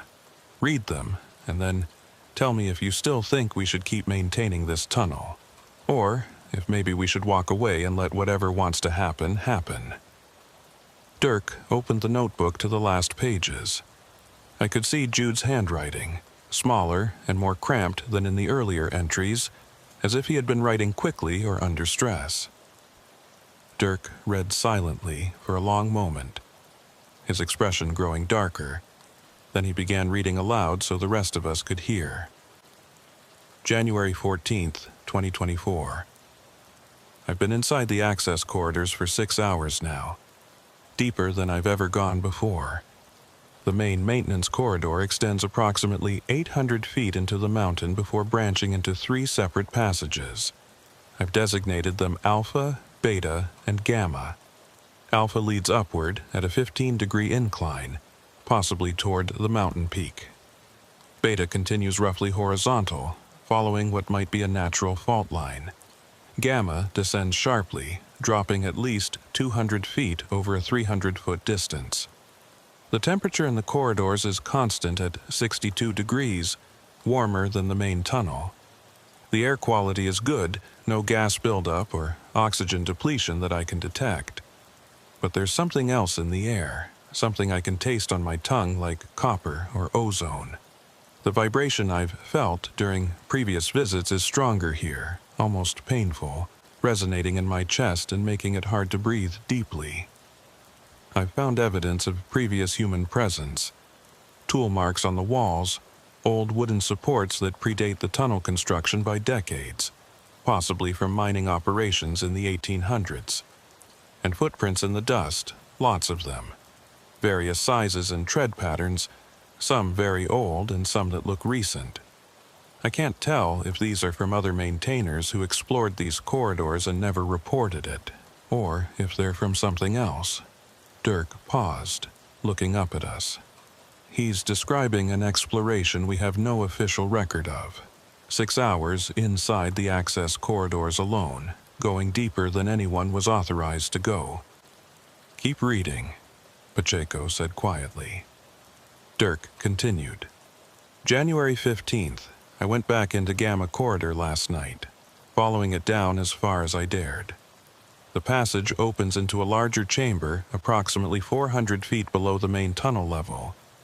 The chamber is natural, a limestone cavern with formations that suggest it's been here for thousands of years. But there are modifications, human-made structures integrated with the natural stone. Concrete platforms, metal railings, electrical conduits that don't connect to anything I can identify. The greenish light I've reported seeing near the maintenance bay access is stronger here. It's coming from the rock itself, or from something inside the rock. Bioluminescence is my best guess, but the spectrum is wrong. When I shine my flashlight on the glowing areas, they dim, as if they're sensitive to external light sources. And when I turn off my light and sit in the darkness, the glow intensifies and begins to pulse in that same rhythm I've been tracking, that slow, breathing pattern. I stayed in the chamber for 3 hours, just sitting and observing, and I started to understand something. The breathing isn't random, it's communicative. The pulses carry information, patterns within patterns, like a language or code. I don't have the tools to decode it properly, but I can feel the meaning, sense the intention behind it. The tunnel isn't trying to trap us or harm us. It's trying to show us something, teach us something, and the only way to learn is to go deeper, to spend more time in the presence of that pulsing light. Brennan interrupted. He's describing psychosis, hypoxia or carbon monoxide poisoning or something. You can't trust observations made in that state. Maybe, Dirk said, but there's more. He turned to the final entry. January 17th. This will be my last log entry before I go in for an extended stay. I've packed supplies for a week in the deep chamber. Water, food, batteries, extra equipment. I'm going to document the patterns fully, establish a proper baseline for the communication I've been sensing. The other maintainers won't understand this. They'll think I've lost perspective, become obsessed, but I haven't. I've just finally understood what we've been maintaining all these years. Echo Portal isn't a tunnel with anomalies. It's a doorway that we've been keeping partially open. Every transit, every inspection, every moment of attention we give it, we're preventing it from closing completely. And I think that's wrong. I think it needs to be allowed to open fully, to complete whatever process started when they blasted through the mountain in 1952 and accidentally intersected with that chamber below. The things that walk in the tunnel, the footprints with the wrong stride length, the figures that show up on motion sensors but not thermal imaging. Those aren't ghosts or echoes or anomalies. There's something trying to cross through the doorway, something that exists in the space on the other side. And they're not hostile. They're curious. They want to understand us as much as we want to understand them. The only way to establish communication is to meet them halfway, to go through the doorway and spend time on their side. I'm going to do that. I'm going down to the deep chamber, and I'm going to stay there until I understand what's happening, until I can communicate properly with whatever is producing that pulsing light. If I don't come back, it means I found something better on the other side. If I do come back, I'll have answers.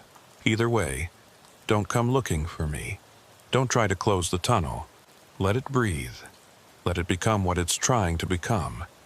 That's the real maintenance we should be doing, facilitating the transformation, not preventing it. Dirk closed the notebook and set it on the table.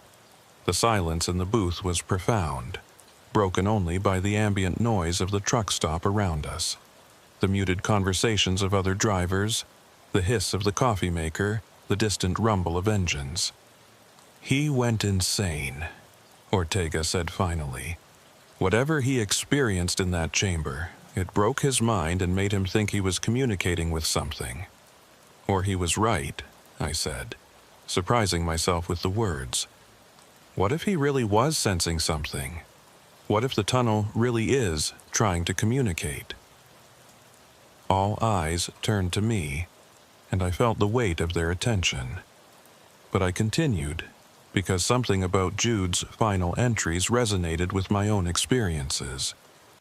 I've only been through Echo Portal twice, once as a transit, once on foot.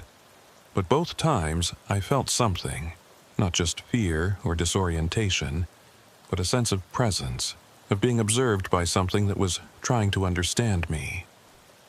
When we saw that figure in the maintenance corridor, when it waved at us, that wasn't a threat. It was exactly what Jude said, curiosity, an attempt at contact. You can't seriously be considering this, Brennan said. I'm not saying we should follow Jude's path, I replied, but maybe we should reconsider our approach. We've been treating Echo Portal like a hazard to be managed, an infrastructure problem to be solved with monitoring and maintenance. What if that's wrong? What if it needs something different from us? Pacheco was nodding slowly. I've been thinking the same thing for years. The tunnel keeps calling us back. It recruits maintainers, creates situations that force us to return and pay attention to it. That's not random, that's intentional. It wants something from us, and until we figure out what that is, we're just going to keep repeating the same cycle. Dirk stood up abruptly, pacing beside the booth.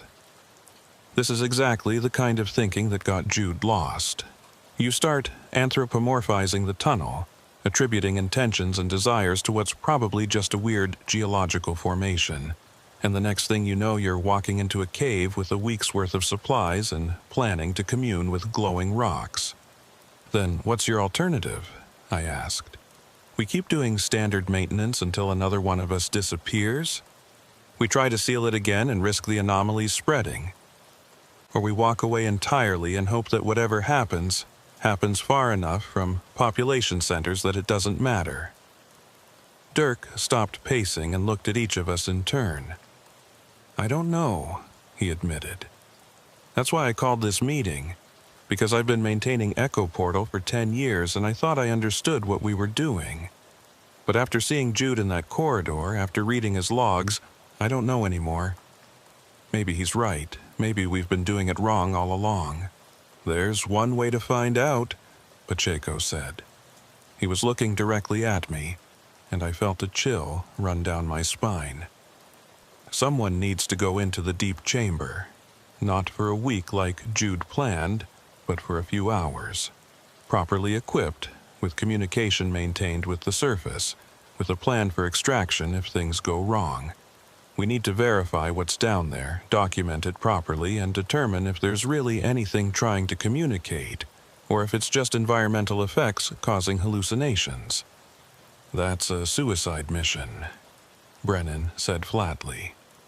It's a controlled investigation, Pacheco corrected. And it's necessary.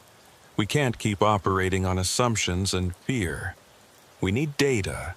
Real observations from someone who's willing to go deep enough to get answers but disciplined enough to come back out. Why are you looking at me? I asked, though I already knew the answer. Because you're the newest, Pacheco said. You don't have years of accumulated fear and preconceptions. You felt the presence, acknowledged it, but you haven't built up defensive mechanisms against it. That makes you the best candidate to establish contact, if contact is possible. And if it's not possible, if there's nothing down there but toxic gas and hallucinations, you're the most likely to recognize that and abort the mission before you end up like Jude. I looked around the table at the other maintainers. Dirk was staring at his coffee, unwilling to meet my eyes.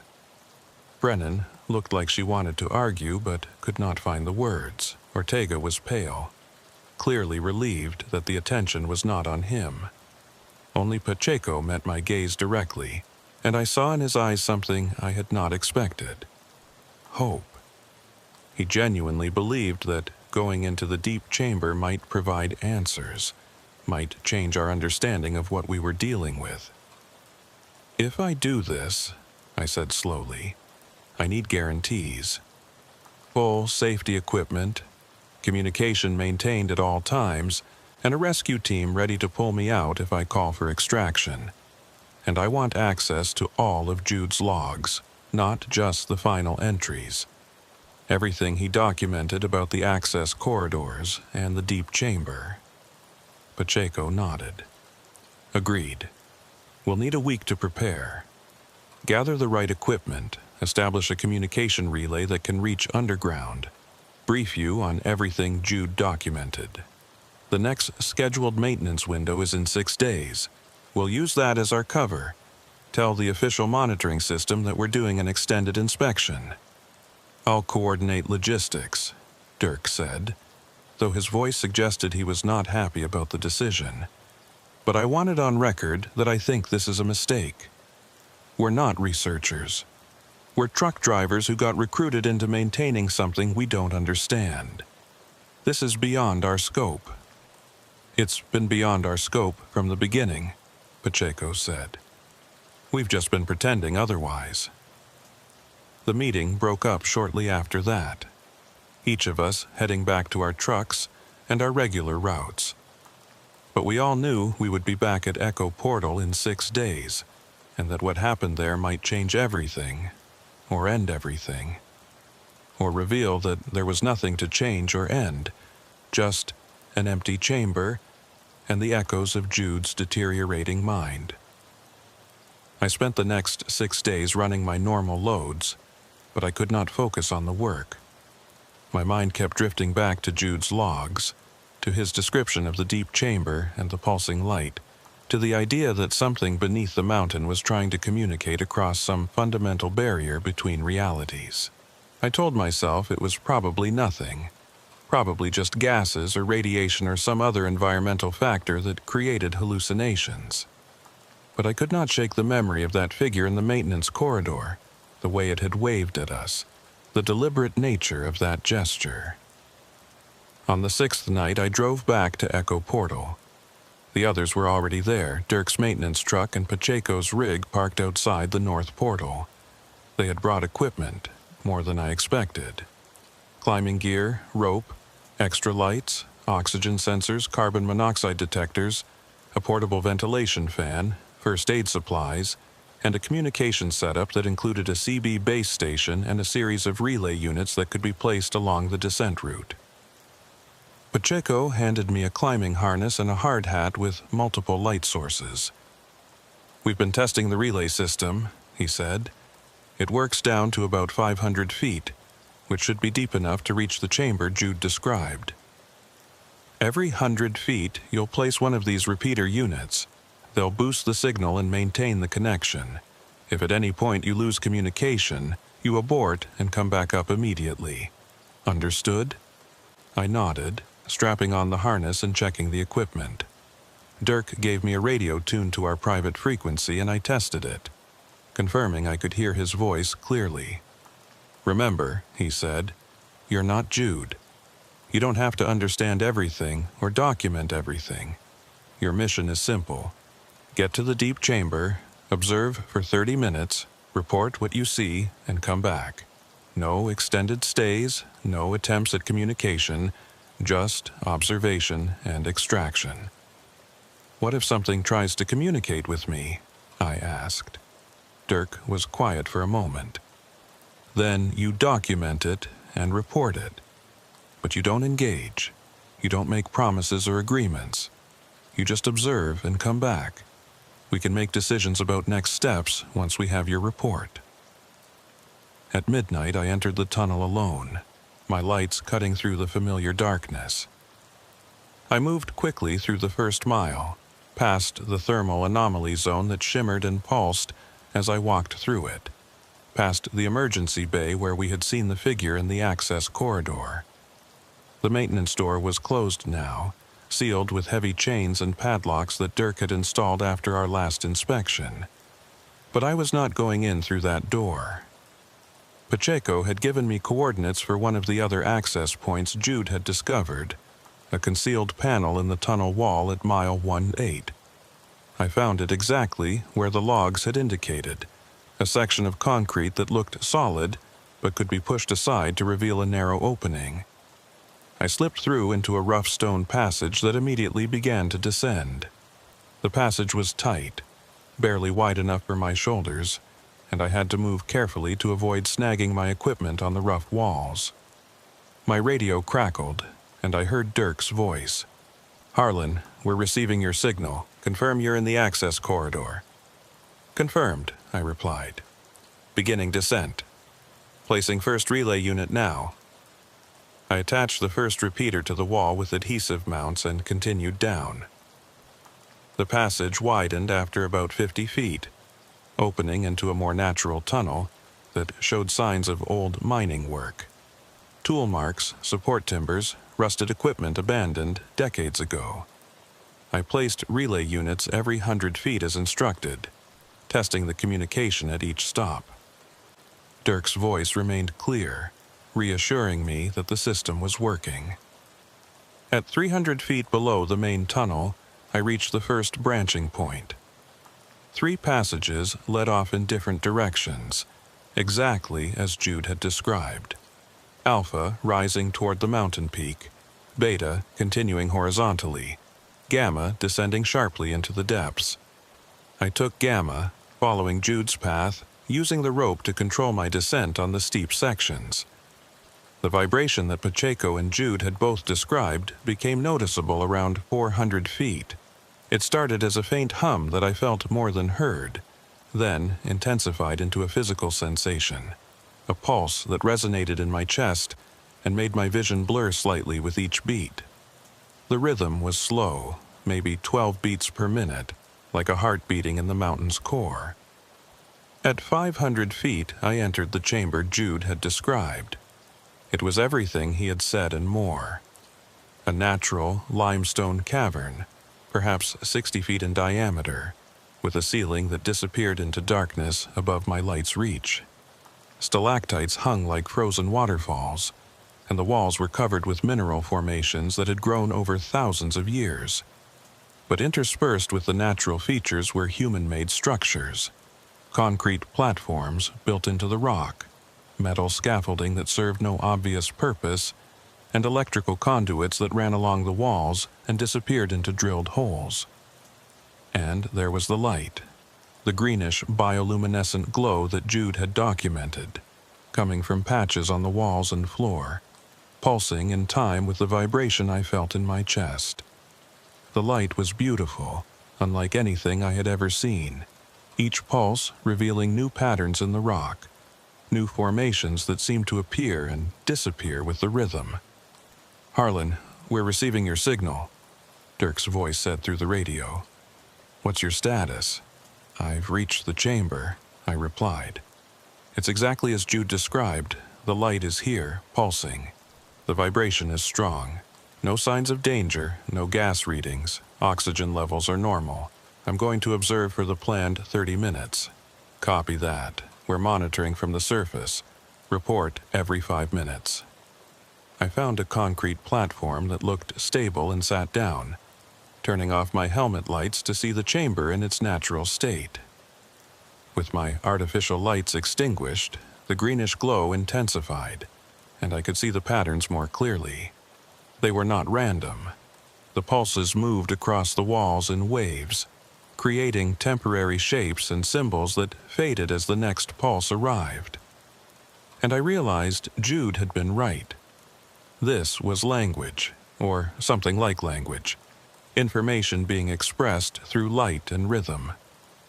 I sat there for 5 minutes watching the patterns, feeling the vibration, and gradually I began to sense something behind the display. Not a presence exactly, but an awareness, a sense of being observed and analyzed. The patterns began to change, responding to my attention, creating new combinations of light and shadow that seemed directed at me specifically. "Harlan, 5-minute check-in," Dirk's voice said. "All good," I replied. "The light patterns are responsive. They change when I focus on them." Jude was right about that part. This might be some form of communication. I continued observing, and the patterns became more complex, more specific. I saw shapes that resembled geological structures, diagrams of tunnels and chambers, maps of the mountain's interior. I saw what might have been timelines, sequences of events represented by varying intensities of light. And I saw figures, human shapes rendered in bioluminescence, walking through the tunnels, descending into the chambers, some of them staying, some of them leaving, some of them transforming into something else. At the 15-minute mark, I saw Jude. His shape appeared in the patterns, rendered in light, walking down through the access corridors just as I had done.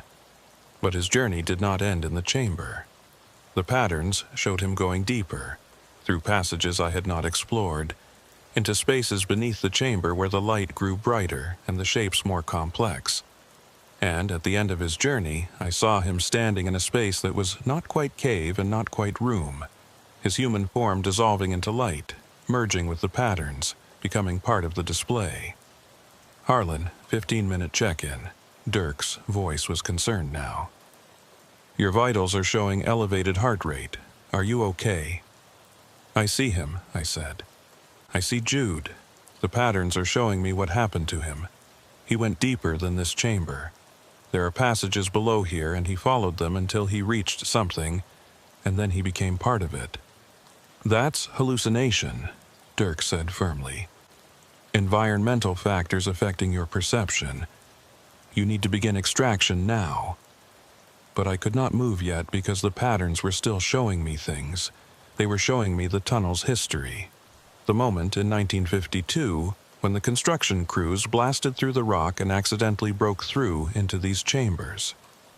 The moment when two realities intersected. When the space beneath the mountain opened a connection to somewhere else. Somewhere that existed in patterns of light and rhythm rather than solid matter. The tunnel was not a doorway between places. It was a doorway between states of being. The patterns showed me the maintenance crews, the decades of people trying to understand and control what they had discovered. They showed me the transits, the energy we provided every time a truck drove through, every time a maintainer descended into the depths. We were feeding it, just as Pacheco had suspected, but not in a predatory sense. We were providing a bridge, a connection between the solid world above and the pattern world below. Our attention, our observation, our very presence created the interface that allowed the two realities to coexist. And Jude had gone all the way through. He had dissolved his solid form and reconstituted himself as patterns, becoming part of the light display, learning to communicate in rhythm and luminescence instead of words and gestures. The figure we had seen in the maintenance corridor was not a monster wearing Jude's shape. It was Jude trying to come back, trying to translate himself back into solid form, but not quite succeeding because he had spent too long existing as patterns. His proportions were wrong because he was remembering human shape from the inside of the pattern world, and the translation was imperfect. "Harlan, you need to respond. We're preparing to send a rescue team." I keyed my radio. "I'm fine. I understand now. I understand what Jude found, what the tunnel is, what we've been maintaining all these years. It's not dangerous. It's not trying to trap us. It's just different, existing in a state we don't have words for. And it's been trying to show us that, teach us that, every time we come down here." "That's the gas talking," Dirk said. "Your oxygen sensor is showing normal readings, but there could be other compounds affecting you. Begin extraction immediately. That's an order." I stood up, turning my helmet lights back on, and the bioluminescent glow dimmed in response to the artificial light. The patterns faded, leaving only natural rock formations and the human-made structures that had been built to study them. I felt the loss immediately, like closing a book before reaching the end of the story. "I'm starting extraction," I said into the radio. "But Dirk, we need to talk about this when I get back up. We need to reconsider everything we think we know about Echo Portal." The climb back up took twice as long as the descent, and every step away from that chamber felt wrong, like I was walking in the wrong direction. I kept looking back, seeing the greenish glow fading in the distance, and part of me wanted to turn around, descend again, stay longer, learn more. But I forced myself to keep climbing, collecting the relay units as I passed them, maintaining communication with Dirk. When I finally emerged from the access corridor and stepped back into the main tunnel, I felt the temperature difference immediately. The chill of the mountain air versus the strange warmth of the chamber below. Dirk and Pacheco were waiting at the access point, and they grabbed me as soon as I appeared, checking me over with the urgency of people who had been genuinely worried. "Your radio transmission got strange toward the end," Dirk said. "You were talking about pattern worlds and translation and things that don't make sense. We thought we were losing you." "You weren't losing me," I said. "I was finding something, learning something. Whatever Jude discovered down there, it's real. It's not hallucination or gas or environmental effects. There's something beneath this mountain that exists in a completely different way than we do, and the tunnel is the interface between our existence and theirs. Pacheco was nodding, his weathered face showing something that might have been vindication. You saw the patterns, the light communication. I saw more than that, I said. I saw what happened to Jude. He went deeper than the chamber I reached, and he found a way to translate himself into their form of existence. That's why he looks wrong when we see him in the corridors. He's trying to come back, trying to exist in both forms at once, but it's not working perfectly. This is exactly what I was afraid of, Dirk said. You went down there as a skeptic and came back as a believer. That's how the tunnel gets you. It shows you things that seem profound and meaningful, and you start thinking you've discovered some great truth, when really you're just experiencing neural effects from environmental exposure. Then, how do you explain the patterns? I asked. The way they responded to my attention showed me specific information about the tunnel's history and Jude's journey. That's not random neural misfiring, that's communication. It's interpretation, Dirk countered.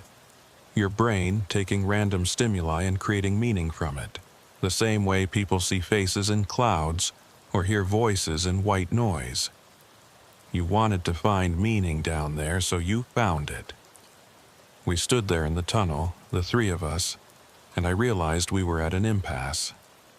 Dirk represented the old way of thinking, treating Echo Portal as a hazard to be managed. Pacheco represented the new way, seeing it as an opportunity for understanding. And I was caught in the middle, having experienced something that felt profoundly real, but that I could not prove to someone who had not been there. What do we do now? I asked. Pacheco pulled out his phone and showed me the monitoring data from my descent. Temperature readings, motion sensors, radio transmission logs. We document everything, he said. We add your observations to the official logs, and we make a decision as a group about whether to continue standard maintenance protocols or to explore this further. There's nothing to explore, Dirk insisted. Harlan went into a chamber, experienced some unusual effects, and came back with theories that can't be tested or verified. That doesn't change our job. We keep the tunnel stable, we prevent the anomalies from spreading, and we don't lose any more maintainers to whatever is down there. What if Jude's not lost? I said. What if he found something better? What if the reason he's trying to come back is not because he's trapped, but because he wants to show us what he's learned? Dirk stared at me for a long moment, then shook his head. I can't do this anymore, he said. 10 years of maintenance, of trying to keep this thing under control, and now it's taking people's minds even when they come back out. I'm done. Find someone else to coordinate the transits and inspections. I'm out. He walked toward his maintenance truck without another word. Pacheco and I watched him go, and I felt a mix of understanding and disappointment. Dirk had been the anchor, the one who kept us focused on practical concerns, and now he was leaving because the practical had collided with the inexplicable. He'll be back, Pacheco said quietly. They always come back. The tunnel doesn't let go once it has its hooks in you, but he needs time to process what's happening, to reconcile his understanding of the world with what we're learning about this place. What are we learning? I asked. Really? Because I'm not sure I understand it myself. Pacheco smiled, the expression tired but genuine. We're learning that there's more than one way to exist, more than one type of reality. And sometimes they intersect, usually in places deep beneath the earth where the barriers are thin. Echo Portal is one of those places. Probably there are others, scattered around the world, most of them sealed or forgotten. But this one stayed open, and we've been maintaining it without understanding what we were really doing. And Jude? Jude found a way through, Pacheco said. Whether that's a tragedy or a triumph, I don't know. but I think he wants us to understand what he discovered. I think that's why he's still appearing in the corridors, still trying to make contact. He's not haunting us, he's teaching us. I looked back at the access corridor entrance, at the darkness beyond the concealed panel. Should we go back down, try to establish more direct communication? Not yet, Pacheco said. You've given the tunnel enough attention for one night. Let it digest what happened, let the patterns adjust. In a few weeks, we'll do another inspection. And maybe this time we'll see more, understand more. That's how it works with Echo Portal. Slowly, gradually, layer by layer, it reveals itself to those patient enough to keep paying attention.